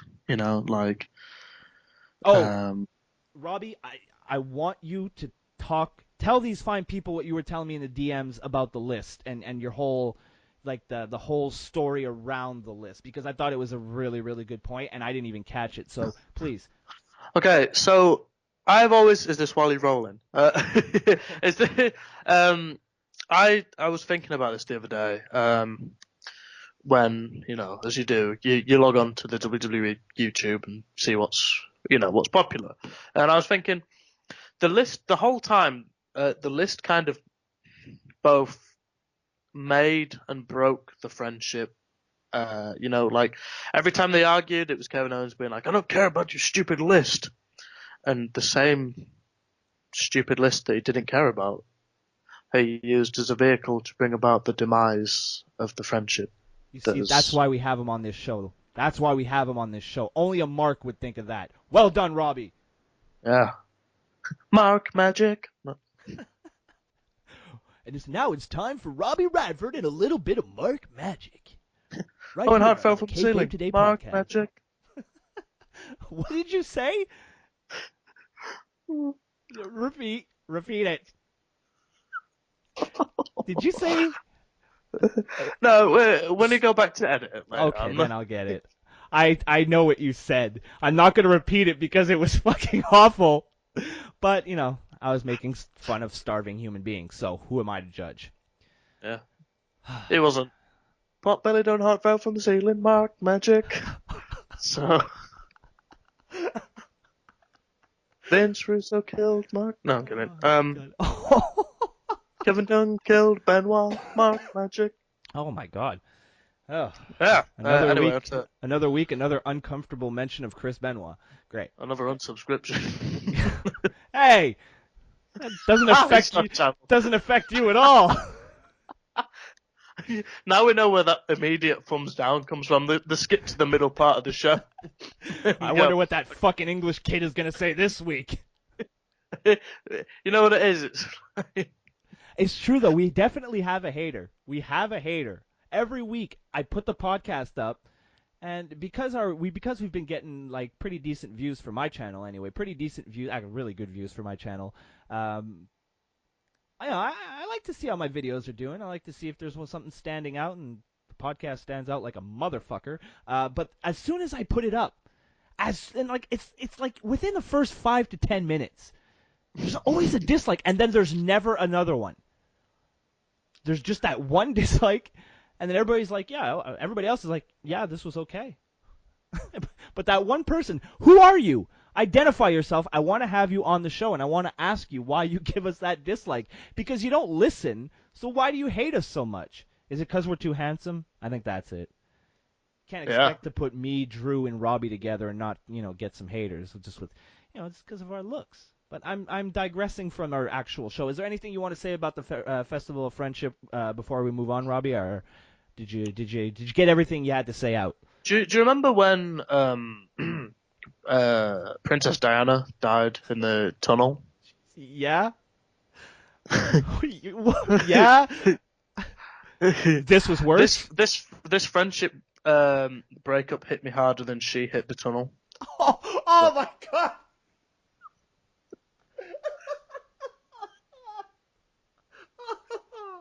Oh my god. So that's all I got to say about that one. That's why we have him on every week. All right. Well, that's another dislike. Great. My mom really liked Princess Diana, man. She's gonna dislike this. I'm just kidding. My mom doesn't listen to this. Only your mom does. Yeah, I'm gonna wake up tomorrow morning and she's gonna be like, "What the fuck did you just say?" Shout out to Robbie's mom. Thank you for listening. I hope you're proud of your son. I mean, she's not. I don't know why you would be, but yeah, she's not. Let's not cut the bullshit, Jill. I'm kidding, Robbie. I love you. All right, up next we had Cesaro versus Enzo Amore. I don't care. Cesaro defeated Enzo in like under 3 minutes. Yeah. Skip it.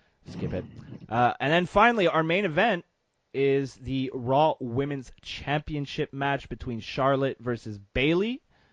And I gotta be honest, the finish to this match was both unexpected and unwanted from me. Yeah. I liked the match overall. I'm a huge fan of Charlotte. She's by far the best woman on the entire roster. I think like if I got to pick 3 women to steal and bring to my promotion, I'm taking Nikki Bella, Charlotte, and Alexa Bliss. That's my top 3. I love all 3 of them. I wouldn't want to, touch Charlotte in the same way that I would, Nikki Bella. Nikki. Oh, I would. I'm not entirely convinced that she doesn't have a penis. I'm gonna put that out there. Well, that shut you up real quick. What were you gonna say, Robbie? Save us from this hole of You see what happens when Drew's not here? We just shoot ourselves in the foot. He's gonna come. We're gonna get the only comment this week is gonna be a Drew. And it's just gonna be 3 words. It's gonna be what the fuck. I'm gonna get a message in the morning. It's like a voice message, and it's Drew going, "You fucked up. You fucked up. You fucked up." And I've been blackballed from every single podcast in America and Canada. Well, North America. I have no issue with you. Not now. Not for now. Yeah. Not. Yeah. No. Yeah. For those of you who don't know, about a month and a half ago, Robbie was blocked on my Twitter. Yeah, for a long time. Yeah. It's 6 months. Yeah, no, straight shoot. You're the first person, though. You're the first person who I've gotten into an argument, a heated argument with online, who I blocked, who I then forgot why I was angry at in the first place, and unblocked you. I was just I don't remember why I'm mad at him. I have a vague idea. You probably saw my face and went, "Oh, that's fucking why." No, I missed you. I missed your little baby face. Well, that's the gimmick. Yeah, it is, and you do it well. Mark Magic. I got to get somebody to make us a sound effect from Mark Magic. But we're digressing again. We got to stay on track here, or else we're gonna have another fucking 7-hour show. Yes, it's just worth listening to this week. Woo! Basically, Bayley defeated Charlotte because it was Monday Night Raw, so Charlotte wasn't gonna win. But no, this genuinely surprised me. I didn't think Bayley was gonna pick up the win. I didn't think she should have picked up the win. First of all, I truly believe that this should have been a WrestleMania moment for 2 reasons. 1, her first title win being on the grandest stage of them all. And 2, she would be the woman to she would be we don't have the Undertaker anymore, so let's kill another streak at WrestleMania, because that really worked out well the first time. No, but I think it was a missed opportunity to really put Bayley over and push her as probably the face of the female division, which in my opinion, babyface wise, I think they should do, because Sasha Banks is a fucking terrible babyface. Sasha Banks is literally the cash me outside. How about it? That's her. That's her gimmick, isn't it? It kind of is, yeah. She's trashy. She fights with big hoop earrings. That's Sasha Banks. But she's got a wig. That's the only difference. Yeah. Wait, that's a wig? Oh my god, you don't know? I thought her hair was dyed. No, she wears a wig. Really? Yes. Is that a shoot? Or are you working me? No, it's a straight shoot. Huh. Well, fuck me. I thought it was her, because I've seen girls with hair that bright before. I've had hair that was I used to have bright yellow hair. When I was your age, which is 45 years ago. Apparently, as soon as you pass 30 to the internet, you're old as fuck. You're probably gonna die within the next 2 weeks. Wouldn't that be nice?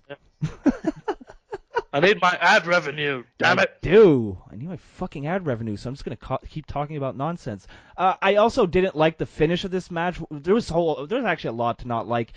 Dana Brooke tried to interfere, and failed miserably because Sasha Banks came out and then just beat the crap out of her. The thing is Dana Brooke hasn't been on TV for a while, and why would you have her come out just to fucking fail? When she came out, I was like, okay, cool. She's gonna cost Bayley the match. Bayley's gonna get screwed over. Charlotte looks like the cowardly heel, and which is what you want, because that's what she kind of is. And Bayley isn't hurt because she lost. But nope, you just had Sasha Banks come out, beat her, and then interfere in Bayley's match. and Sasha Banks is basically the reason why Bayley won. Now, this could be interesting though. I thought about this yesterday. What if next week on Raw, Bayley and Sasha, Bayley's pissed off. Why did you interfere in my match? That's not the way I wanted to win. I wanted to win on my own. Now my first victory will forever be tainted by you. And then just Sasha Banks just goes full heel and beats the shit out of her. And then we get a heel Sasha Banks, which is the best Sasha Banks. She could make Izzy cry again. Just don't even make her cry. Just fucking choke her out. Like Benoit style. Yeah, no, I like if they want some real heat in 2017, pull her over that guardrail, get a chair, get another chair, concerto a 10-year-old. There you go. There's an idea. Don't be a bully. Be a mark. Be a mark. Yeah. Sorry, I'm dying over here. So that was the main event. That's how it went down. I did like they almost got 20 minutes. They got like 17 and a half minutes actually, which for a women's match is pretty long. I'm glad. I like that we're getting some women matches in the main events. It's nice. It breaks up the monotony of the same old. What I liked about this, and it was a really nice, refreshing change, is that Sasha Banks, Charlotte versus Bayley in the main event. It's a main event match for the championship, but it didn't feel like it was just main eventing for the fact that it's women can main event. Yeah, it just felt like a main event. It felt like a big match main event. Yeah. That's why I was invested in it more than Sasha Banks being like, and we're going to fight in the main event for the first time, and I'm going to win, and I'm going to cry again. Ugh. Like that, like... I like this. I did like this when I eventually got around to seeing it. I did like it, so props to them. Yeah, that's a really, really good point. And I agree completely because if you want the women to be treated equally, then don't make it a big deal. The first time, fine. Like when they first main evented a pay-per-view. That's fine. It's the first time, you're going to want to build that up. After that, drop it. If the women are in a main event, they're just in the main event. That's it. And that's exactly what they did here. Perfect. We talk a lot of shit on WWE, but that's good stuff from them. It makes sense, and if you just want them to be treated equally, then treat them equally. Yeah. WWE, the home of equality, unless you're black. Good God. Oh, Jinder Mahal. You mean Jinder Juice Mahal? Hey, I've got him on Snapchat. Every now and again we Snapchat. He doesn't actually juice. You Snapchat with Jinder Mahal? Really? Hey. Robbie. Maybe once a week. Robbie, Snapchat was invented for one thing and one thing only. Tits. No. Tits. No. It's to see tits. If you see me using Snapchat, it's because I'm looking at tits. Because, I'm a big YouTube star, and, these girls, that's not true. Although one time on National Boob Day or some shit, I did say, let's celebrate National Boob Day by sending me boob selfies in the DMs. And I got a few boobs in the DMs. It's great. It's great. It's great when people think you're actually relevant on a platform. They do things that they wouldn't otherwise do. It's great. That's the power of the internet. Yeah, it's the power of YouTube. I'm completely irrelevant in the actual YouTube scene, but to the outsider, they're like, "Wow, 1,000 subscribers? Are you PewDiePie?" And I'm like, yeah, I'm PewDiePie. We make the same money. Don't worry about it. All right, let's move on to SmackDown. One thing that's weird about SmackDown this week, Robbie, I didn't really like it. I didn't really like it either. Robbie, how many matches do you think were on this week? Fuck. Are we talking just SmackDown? Yeah, just SmackDown. How many matches do you think were on SmackDown? Wait, is this quick fire or I kind of logically think? Take dead air is not good. If you want, I can hum while you think. Maybe I'll put something. Wait, I'll put the Jeopardy song. So yeah. Okay. Take about 35 seconds tops. Go. Okay. So you had Bray Wyatt had a match. Then you had You probably had a women's match. You had the tag match. Three matches. Sorry, you didn't formulate your answer in the form of a question. What is a free? Boom! Nailed it! Give him the card, give him the money, give him the hooker. You're a winner, Robbie! I want to take this time to point out that I've never seen Jeopardy, but I saw that on a TV show. Nice. I'm going to say, what is a free? Oh, it's White Man Can't Jump. That's what I think. How do you know what White Man Can't... Man, I was a kid when that came out. How the hell do you know what that is? Great film. Wow. You never cease to amaze me, Robbie. All right, let's stop blowing each other and get back into the show. All right, Bray Wyatt talks because, that's the thing he does. He comes out, makes his way to the ring. He makes his way to the ring. He chuckles like he knows... Oh, here we go. It's time, Robbie. It's time. Do you think he deserved it? Well, the crowd tonight... Well, the crowd at SmackDown certainly thought so. Let's talk about that for a second. What do you think about the "You Deserve It" chant? I don't like it. I don't know how you can deserve something that was given to you anyway because of a booking decision. I get it if you're the hardest worker in the room, but if you're Bray Wyatt and you're not really the hardest worker in the room, or even the hardest worker in the damn match, then like if I was to say somebody deserved it in that match out of the 6, I'd say Baron Corbin was probably the most likely to deserve it because of how good he's been overall. I don't like it. Like you don't ever hear. It's like if the Canadians win the Stanley Cup. I'm not standing there saying you deserve it. Like I didn't hear anybody clapping "You Deserve It" to the Patriots when they won the Super Bowl. Probably because they didn't deserve it. I can't. That's the wrong football, Robbie. You're from the UK. You made a fucking American football reference. I did it right. I made a fucking hockey reference. I prefer American football to English football. But they both bore me to fucking tears, so I don't care. Hockey's the best sport on the planet. Just want to point out that I'm a Pittsburgh Steelers fan, so fuck you, Brady. We've still got more. Shut up. Woo! Man, that was legit. That was some legit. So it turns out Tom Brady dislikes the show now too. Oh no, Tom, come back. Which means that the New Age Insiders dislike the show too. Oh man. Which means that there's a lot of sad basement dwellers that dislike the show too. Jesus Christ! No wonder the most hated man in the UK, the notorious Robbie Radford. I like it. Yeah. I like it. But yeah, no, I don't think. I can't wait for you to be my age, Robbie. I can't wait for life to crush you a little bit, and then you get a little anger behind you. You're gonna be a fucking legend. You're gonna be a legend. I hope I'm still alive to see that happen.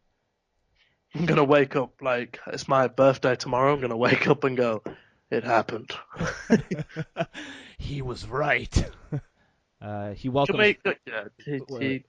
He basically welcomes us to the era of Wyatt, and John Cena makes his way out.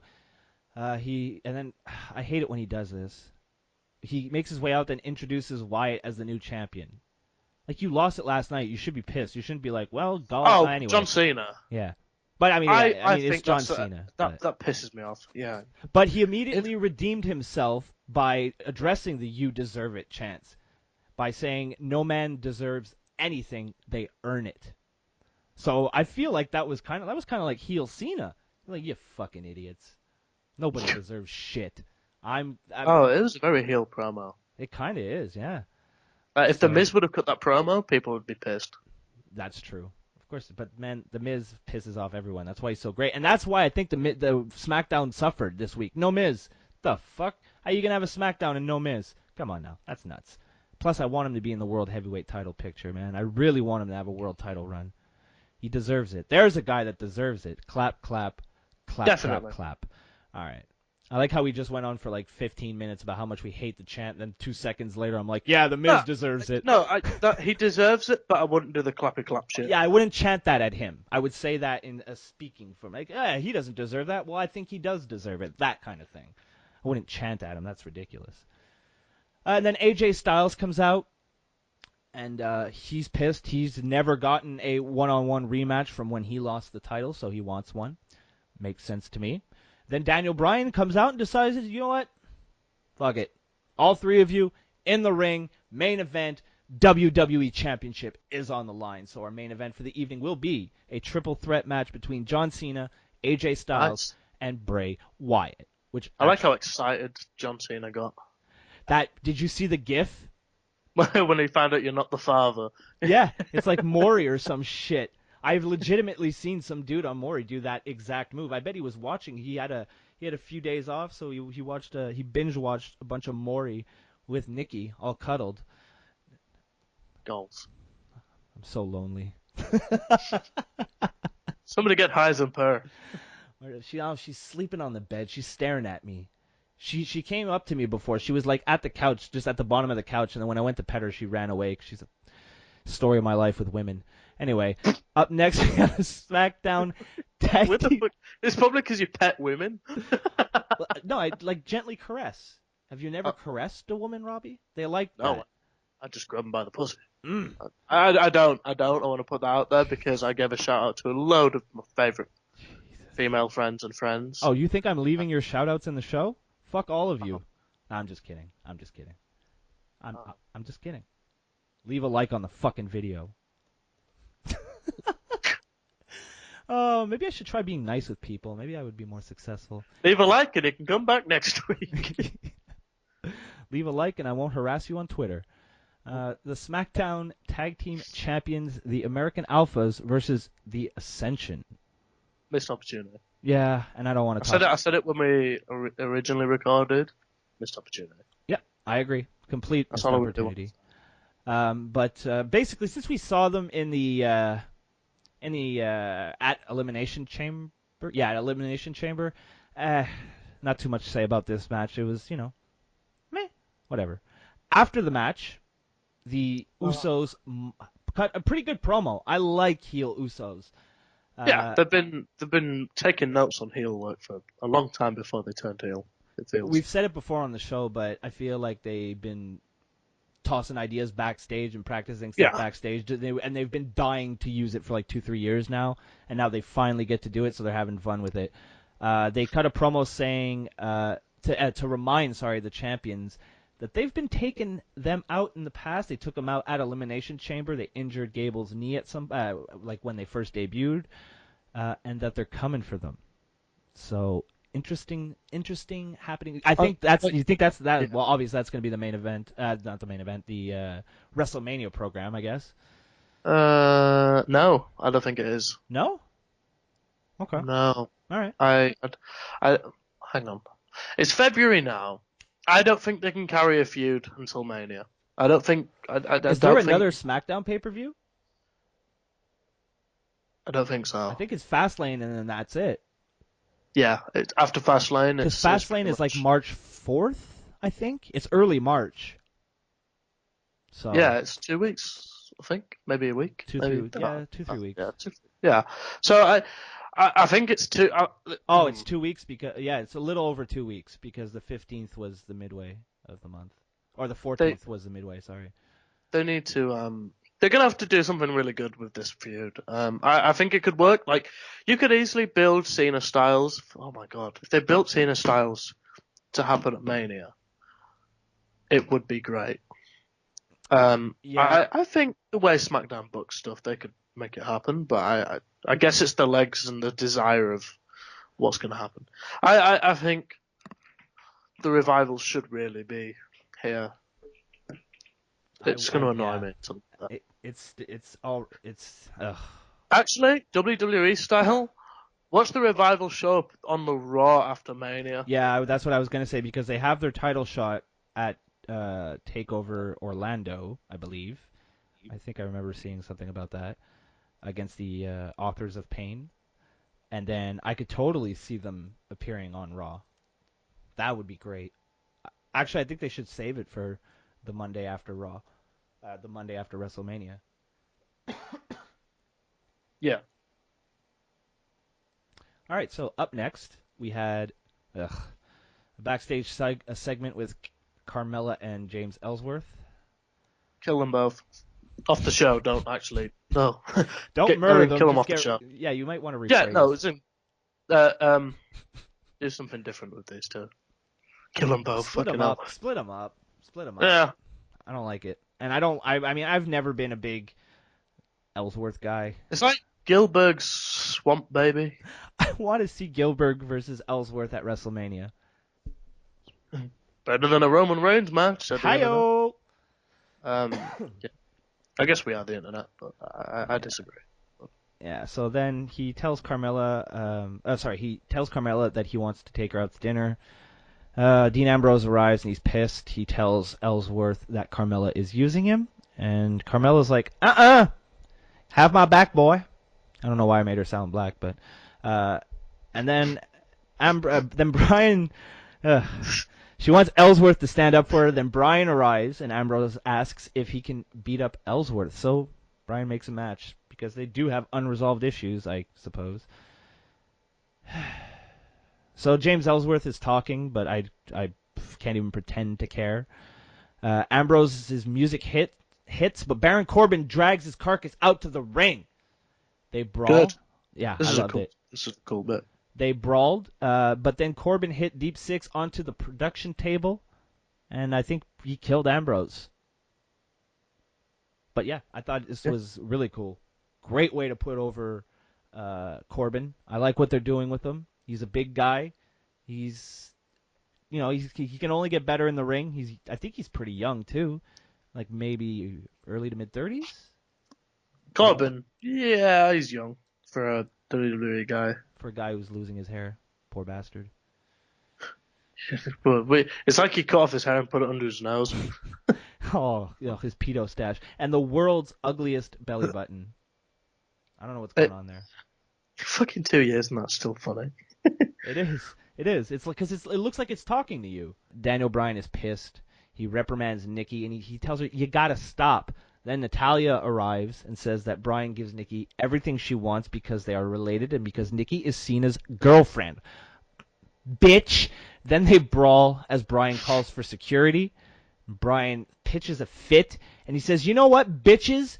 You can't stop beating the shit out of each other." Next week, live, right on SmackDown, Falls Count Anywhere match. I'm looking forward to that. That should be pretty good. I really thought he was going to go with something a little more severe than a false count anywhere. Well, yeah, if you think about it, the Falls Count Anywhere stipulation makes a lot of sense in this. See, good booking. They've been brawling backstage. Yeah. Exactly. I didn't even think of that. I didn't even think of that until right now, but that is brilliant. It's not even that it's brilliant. See, that's the thing. We're so not used to good booking anymore that when we get something that would have been completely basic back in the day, we're like, "Oh my god, fucking my mind is blown." Yeah.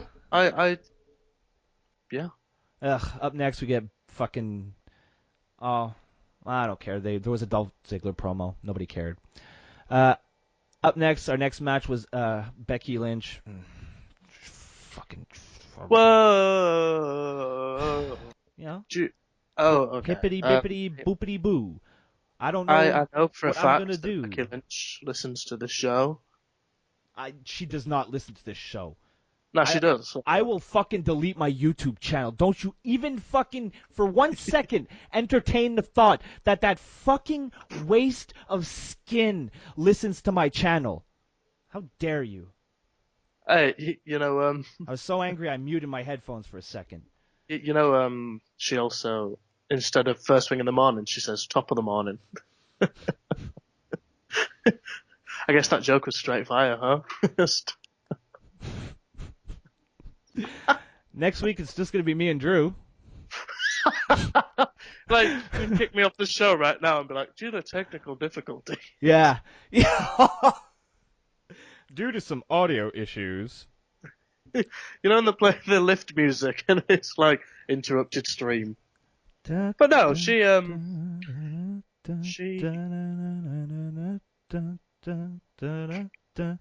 feel like trying to kick me. Fuck off.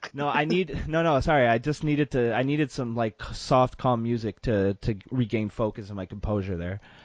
Okay. All right, I'm good. Sorry, Robbie. Go ahead. No, yeah, Becky Lynch enjoys the show.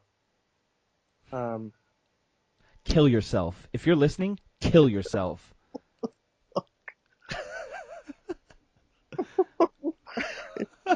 Okay. There was so much like that sounded a little bit too genuine for my comfort. I don't want her to kill herself. I don't. Dear Becky, I wrote to you, but you still ain't calling. I know what we did. Page was on. I'm not even gonna. Fuck's sake. Oh yeah, yeah. Oh no. It was a video of Becky Lynch like pretending to be Nakamura. Kill me, kill me, fucking kill me. But yeah, no. Anyway, on with SmackDown. Speaking of kill me, I can't remember the. I don't remember who won this match. Oh, well, yeah, this is we mentioned this way back at the top of the Monday Night Raw coverage, or no, the Elimination Chamber coverage. Sorry. Basically, Mickie James got her win back. So. Yeah, 50-50. 50-50 booking. I mean, I don't want to go I don't want to say too much on 50-50 booking because, I mean, we've already gone on several rants on this podcast. So suffice it to say that it doesn't benefit anyone. It doesn't make anybody look good. It doesn't make someone look strong. It doesn't make someone look... Even if even if Mickie James puts over Becky in the end, I would still prefer Mickie to have like a 3-1 streak or a 3-0 streak. So yeah, it's wins and losses matter, right? But at the same time, they don't because it's wrestling. You can have someone lose 3 times, and that could actually be a really good thing for it because the joy of wrestling is that it's predetermined. So those losses don't necessarily have to be straight up. There could be a reason why she lost those 3 times. And then that way, if she keeps losing and losing and losing, but she's doing her best and she's not losing under fair circumstances, the payoff is that she finally beats her. The people get invested. They want to see her win. They want to see the heel lose. It's fucking day one. Why is it such a... What are they doing, Robbie? What are they doing? Why don't we get more of this? Why is it always 50-50? Why? I don't understand. Man, I'm not that upset, but I sound really upset. It's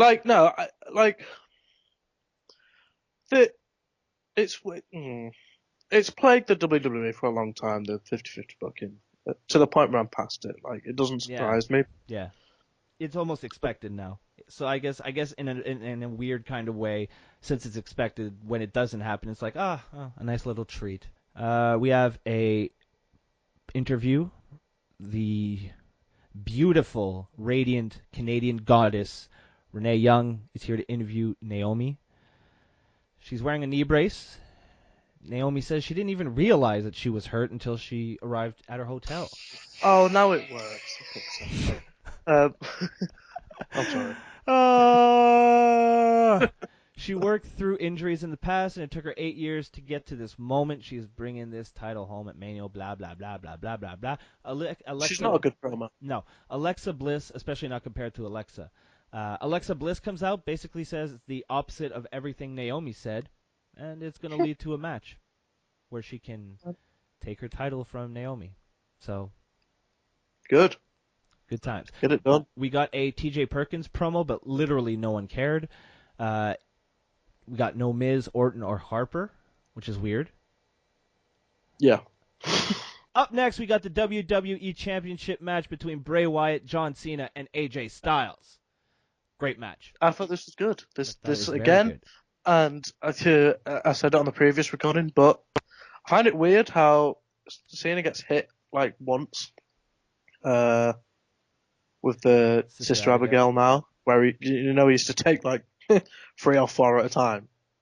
Yeah, and like one of them was into the turnbuckle and it was fine. Maybe he's losing his Super Cena powers. Maybe Bray Wyatt is his kryptonite. Tonight? Oh wow! Did you say the same thing? Yeah. Great minds think alike. Yeah. It's not like we rehearsed this before the show or anything. No. I mean, Mark Magic. No, but I hate you. I hate you so much. Anyway, talk about the fucking match. I really enjoyed this. I often find that triple threat matches come across, a little and that people are waiting for spots, waiting for the cues, kind of thing. Yeah. But I enjoyed this, but I think that's because of the ring veteranship between Styles and Cena, and maybe Bray can go, but obviously not to that level at all. But He's no AJ Styles. no, believe it or not. He's not. Believe it or not, Bray Wyatt is no AJ Styles. Fuck you, Robbie. You turning heel at the end of the show? Spice, are you Bray bored? Wyatt. Are you bored? Are you gonna leave mid podcast? No, it's just that AJ Styles has the sense to not wear a fucking fedora and with some dreadlocks. Oh, he's a fat fucking hipster.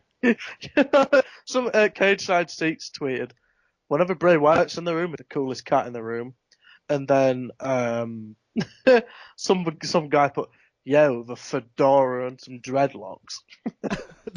That's it? They just said, yo, that fedora and some dreadlocks? Something like that. I can't remember who tweeted it, but it was good. It's good stuff. Tweets about funny stuff is funny. I like it.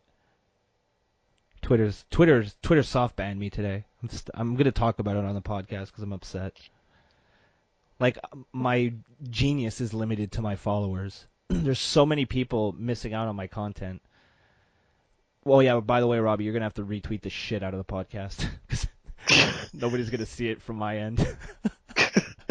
Well, for fuck's sake.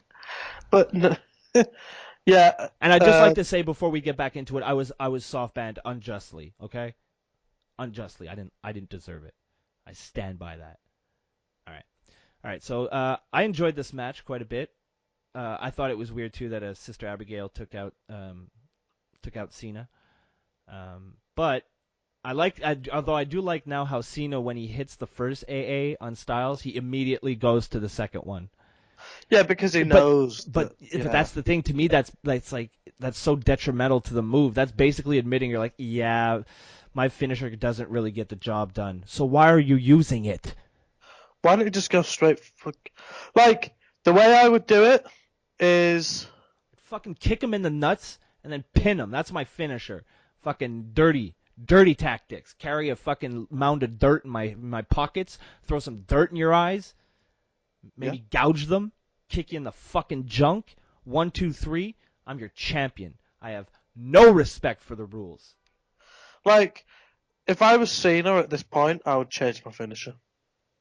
Like, still have the SDF. bring back the springboard stunner. That always looked great.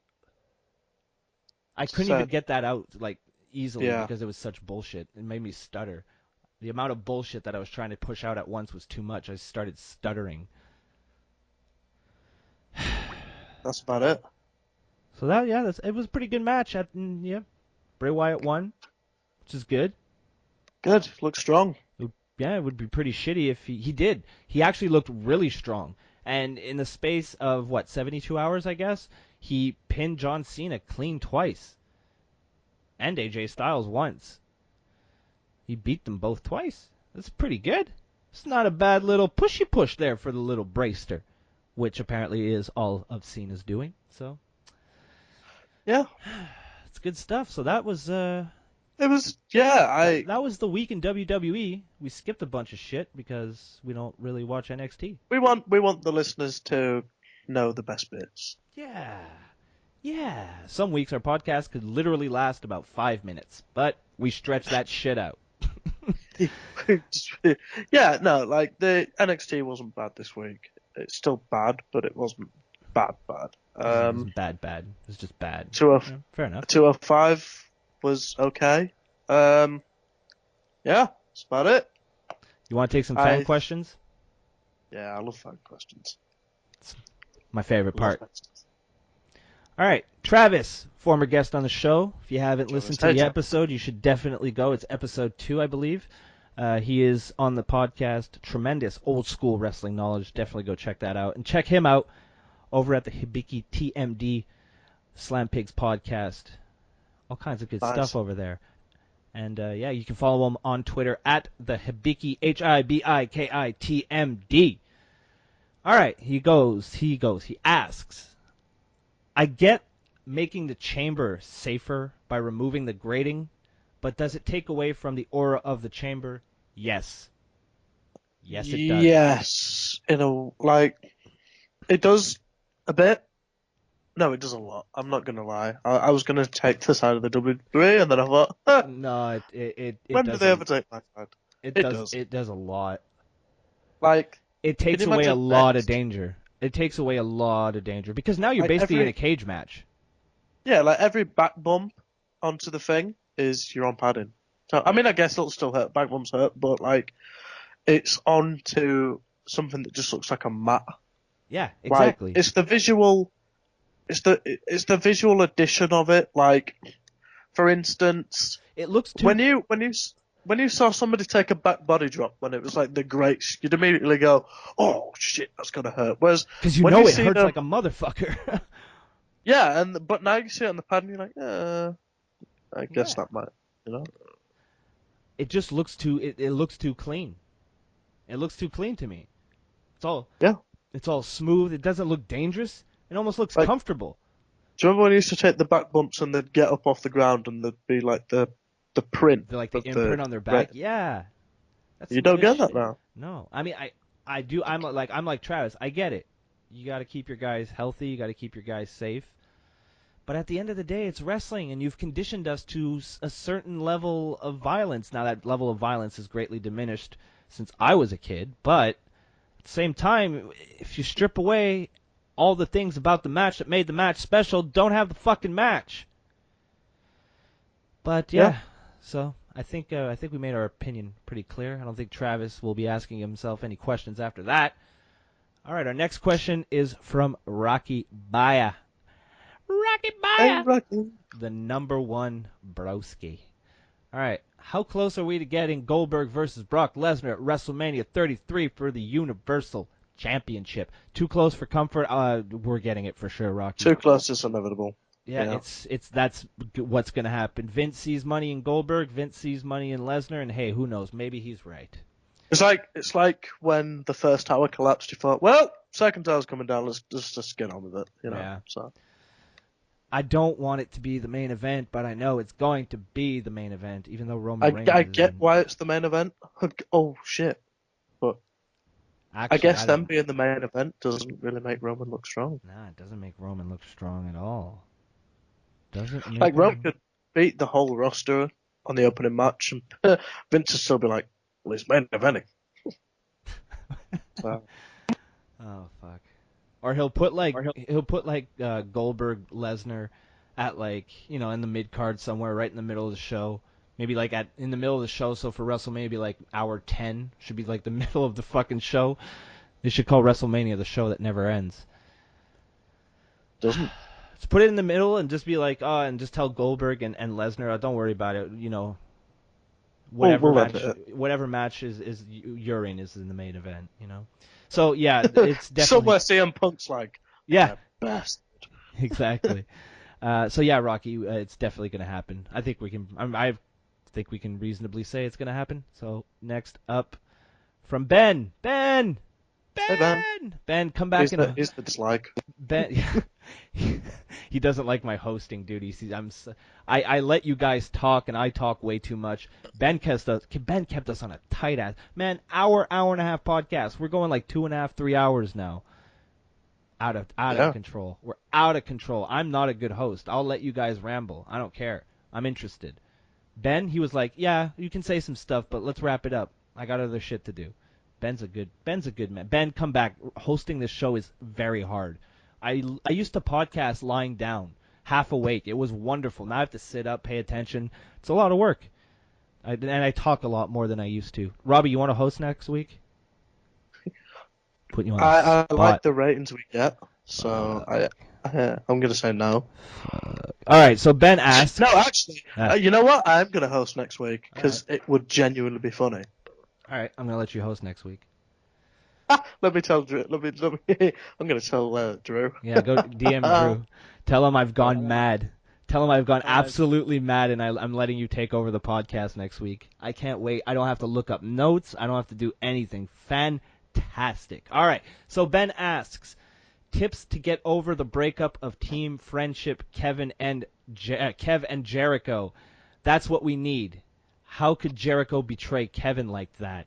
He knows he's known that Kev dislikes magicians. So Ben basically wants to know what we've been doing to recover from the emotional trauma that was the breakup of JeriKO. Personally, a lot of crying, a lot of hugging inanimate objects as if they were human beings because I don't have anything else. Wow. I wish I'd have preferred you just to said self-harm, but I guess we're gonna go down this road. Dude, I don't want to have to go down. I don't want to have to open up a Tumblr account. I don't want to have to do that. I'd rather you open up your. So I'm gonna carve FTITM into my arm. Oh, fuck. Maybe if I cut myself, I'll be successful. Wow. No, there was no self. This is a very dark part of the podcast. It's very actually. I've been trying out a new gimmick. Have you noticed? The desperate, pathetic white boy. How you think I've been doing so far? Pretty good. Yeah. I've been doing pretty good. So how did you get over? What would you tell Ben? Maybe some your English, so maybe a warm cup of tea. And I know you like playing Xbox, so maybe you should finally film a fucking episode of First Thing in the Morning with me. You said you would, like months ago, Ben. Oh, okay. Robbie, get GTA 5 and we'll make some epic videos of me shooting you in the face. Yeah, I'll get GTA 5. I'll get it this month. I'll ship it to you. Okay. Is that the ad revenue? Do I have a choice? Do I have a say? No. You'll get your money. You'll get your money. Think of it as a signing bonus because you've impressed me so much. Wait, actually, I'm going to wait for the GTA. I want to see how you do next week. Let's see how many views we do next week, and Okay. if we get like 40 views, well, you're never coming on ever again because I'll never forgive you. Well, our last guest host got no views because it never came out. Oh! But well, yeah. Still does better than our own show. I'm sorry. That was mean. I'm sorry. I don't mean that. All right. I got over it by going. Well, what did I do? You went to the gym. That's how you got over it. Yeah. Fucking I played the Pentagon music in. No. Clanging and banging, bro. Clanging and banging. As Braun Strowman says, lift weights and eat steak. But I went to the gym, did some wrestling, slept a lot, listened. No, yeah, I wrote JeriKO a letter. Did you? Dear Chris, I wrote to you, but you still ain't calling. It's probably because you got bodied and thrown into a television, but I left my phone number at the bottom. Vomit on your sweater, mom spaghetti, vomit on the sweater. It's mom spaghetti. Oh, that's a different song. Yeah, that's Fuck. Sorry, I broke your dope flow, bro. Yeah, I got over it. I got over it quite well, actually. I'm used to having good things taken from me, so. All right, we got a couple more, but what I'm gonna do is since I want to keep it, I don't want to go because if we do all of them, we're gonna go 3 hours, and that's a long time to edit. So I'm gonna take one more. I'm gonna take your question, Robbie. With I don't even remember it. I asked it on Tuesday. Our least popular wrestling opinion. Oh, fuck off. You asked the question. No, the reason I'm saying that is because, 5 days later, I know Broski's answer. So, I'm going to get mine out the way because I'm ready to contest. I always said, I said two things. I preferred Kobashi over Misawa, and I think JeriKO overall is one of the greatest of all time, and he's especially better than Bret Hart ever was. Entertainment side, yes, 100%, I agree. I feel Bret had better matches though. Actually, oof. Okay, well, this podcast is going to last at least 3 hours now. I have to think. Well, JeriKO never screwed JeriKO, so. That's true. That's true. I'm gonna. I've never been more motivated to make my way over to the UK. I want to slap you for saying that. How dare you? Bret Hart is a Canadian hero. How dare you sully the name of Bret Hart? How dare you, sir? How dare you? You know how you can tell I'm serious? Because I keep saying how dare you. That's how offended I am. Yeah. Fuck Bret Hart. All right. Fuck your. If you know what, you fuck Bret Hart. Fuck your overrated as fuck mark infested indie Brit wrestling fucking promotions. Fuck that shit. You guys are so fucking up your own ass about your fucking Brits. It makes me sick. Take that. How's that for an unpopular wrestling opinion? Shit. Most of our audience is from the UK. I'm sorry. That was good. You probably really annoyed Amanda as well. Oh, So, shit. yeah. I don't feel bad about everybody else. Genuinely feel bad at annoying Amanda. That sucks. I'm sorry, Yeah. Amanda. I didn't mean it. Pastor okay. William Evers is like my favorite gimmick of all time. Yeah, I like where they're going with that at the minute. I don't know what they're doing because I can't get over there. You know what the thing is? You know why I talked all that shit? I'm jealous. We have no fucking scene here. And the scene here is sad. We used to have an amazing wrestling scene. We used to have one of the best indie wrestling scenes, but like a long time ago. Like in the fucking... Got Smash. What? Yeah, but that's Toronto. That's I don't care. I want to go to the ring, to the matches. I don't want to fucking go to Toronto. Are you kidding? First of all, it takes forever to get there. It's like 7 hours, and 7 hours to go to Toronto. Not worth it, okay? I lived there for 9 months. It was a fucking nightmare. I had 3 guns pulled at me. 30 years I lived in Montreal. Never had a gun pulled on me. 9 months in Toronto, 3 times. Every 3 months, I had a gun pulled on me. And I didn't even live in, like, that shitty of a neighborhood. Like, it wasn't like I was on Jane and Finch. I didn't live there. Live, like, in St. Clair West. I don't think that's a ghetto. It was nice. We had nice old lady neighbors. Robbie, don't ever mention Toronto on the podcast. It gives me a headache. How about Winnipeg? Winnipeg is fucking freezing. And the cigarettes and booze, mostly the cigarettes because I don't really drink, the cigarettes are ridiculously priced. I don't understand it. Why? It's 2 provinces over. Why are they so expensive? Although Quebec does have really cheap booze and cigarettes. God, I love it here. Yeah. You can also get weed delivered to your house like pizza. It's great. It's great. It's great. Okay. Not that I partake in any of that kind of activity. Not at all. Yeah. So, what was your unpopular... You know, I know it. I don't even know why I asked. Let's just get it over and done with. All right. Well, one, obviously, my, quite frankly, irrational and completely over-the-top hate for Becky Lynch. There's that. I think that's pretty inappropriate. I've gotten into some fights with people I actually like about that. But secondly, I got a second part. Don't worry. Here it is. Are you ready, Robbie? The Young Bucks are one of the most overrated fucking... Actually, no, here we go. The Young Bucks are everything that's wrong with the indie wrestling scene. That's what they are. They're fucking desperate to be WWE guys. And don't come tell me that they're not, because their whole gimmick is stealing gimmicks that were popular in the 90s. That's right. I killed Robbie with my opinion. Plus, they ruined super kicks. No, they fucking didn't. They look like pencil neck geeks. Pencil neck geeks. That's what they are. And I fucking caught them vanity searching once. Fucking vanity searchers. Wrestlers are the worst for that. Although sometimes it's nice because, like, Leva Bates likes every single tweet I tag her in. Like, I told her that she was my Valentine and she liked it, so I think that means we're dating now. Which is pretty awesome. Yeah, okay.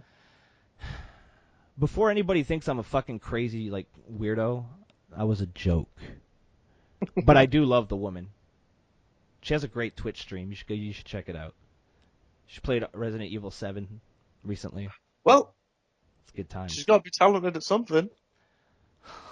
How dare you? Don't be Oh mean my to God. Leva. Leva's so nice. She's so nice. One of the nicest people. She did an intro. First wrestler to do an intro for my show was Leva. I'd love to see Leva Bates versus Becky Lynch. I would too. Because my girl would fucking wreck that bitch. Wreck her. Right in the fucking face. I hope she... you know what? Leva recently cosplayed as Negan. I wouldn't mind her fucking cosplaying, as Negan and give her a little fucking ending like fucking Glenn had. How about that? Come on. How about that? I don't want Becky Lynch to die. It was a joke. I have dark humor. If you can't deal with it, just hit the dislike button and fuck off. There you go. I don't even care anymore. I want to try to tank my channel. I want to lose subscribers. If you like this show, unsubscribe. No, please don't. Dear God, please don't. I love... this is where we start pandering and we go into damage control. You guys are my family. I love you guys. I would be nothing without you.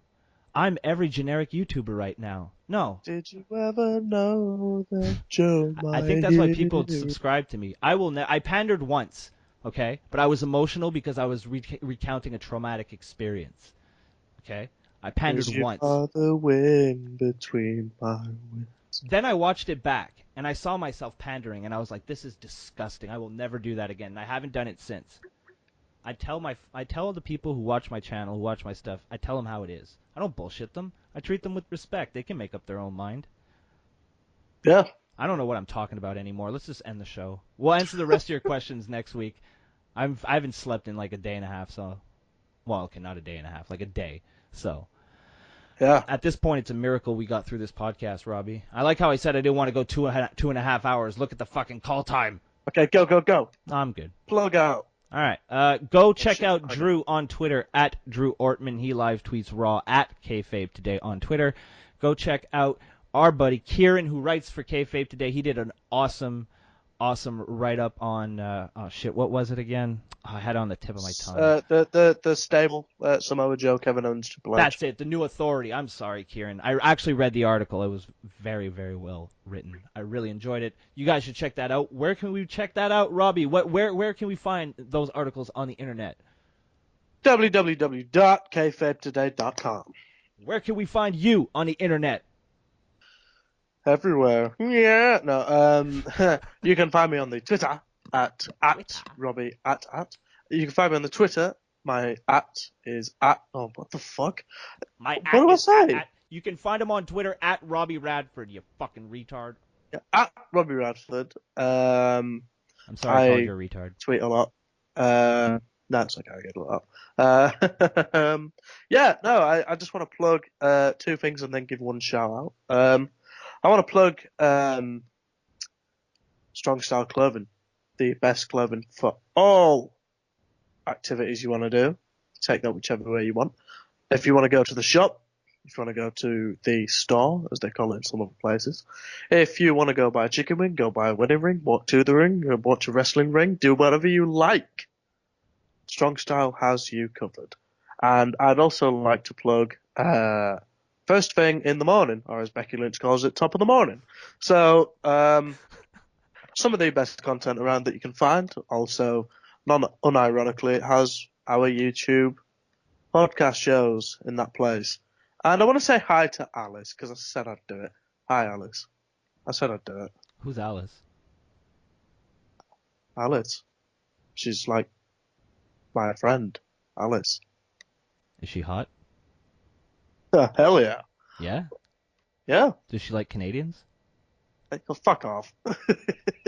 Hey, it's my Alice. I didn't say it was shared. Alice, my DMs are open. Hit me. I don't think she tweets. Oh, is that the girl you showed my video to and she instantly hated me? No. She likes that show. She likes the show. Damn it. I was hoping it was her. I like a challenge. Nope. Hi, Alice. Hi, Alice. And, DMs are open. What? Fuck. She's I'm my just. Alice. I'm an old man. Stay away from me. Yeah. It's like bad grandpa. Okay, I'm not that old. Well, I'm as old as WrestleMania. Okay. Wow, that's a weird thing to say. But it's true. Like, I'm as old as 2/3 of WrestleMania, nearly. Mine's an interesting fact. You're just being annoying. That's my gimmick. Oh yeah, it's true. You can find me on Twitter at MTLBroski. But honestly, if anything I said bothered you, you probably shouldn't, because it's worse. So much worse. I can't wait for Drew's reaction when he finds out that I'm hosting next week. Did you DM him? Yeah. I can't wait to fucking sober up and remember that I made you host next week. I'll just put Drew, guess who's hosting next week, into laughing faces. Imagine he's sitting at home, he's like, fuck, why don't I ever get to host? Always a bridesmaid, never a bride. Well, Drew, I guess.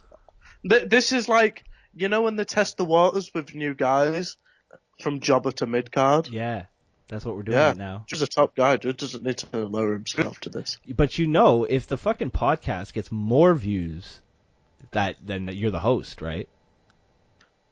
Oh shit! And then you're gonna go on a little run, and then out of nowhere we're gonna let Drew go on.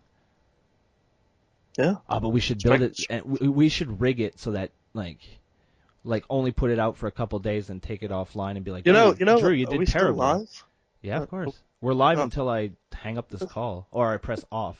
It's just like Vince McMahon when he went, I own the network. Just keep going.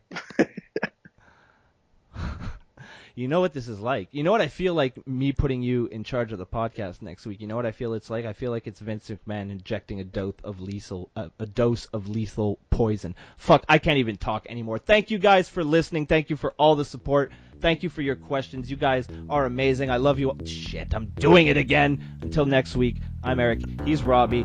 And we'll see you down the road. Jack from Stone Cold.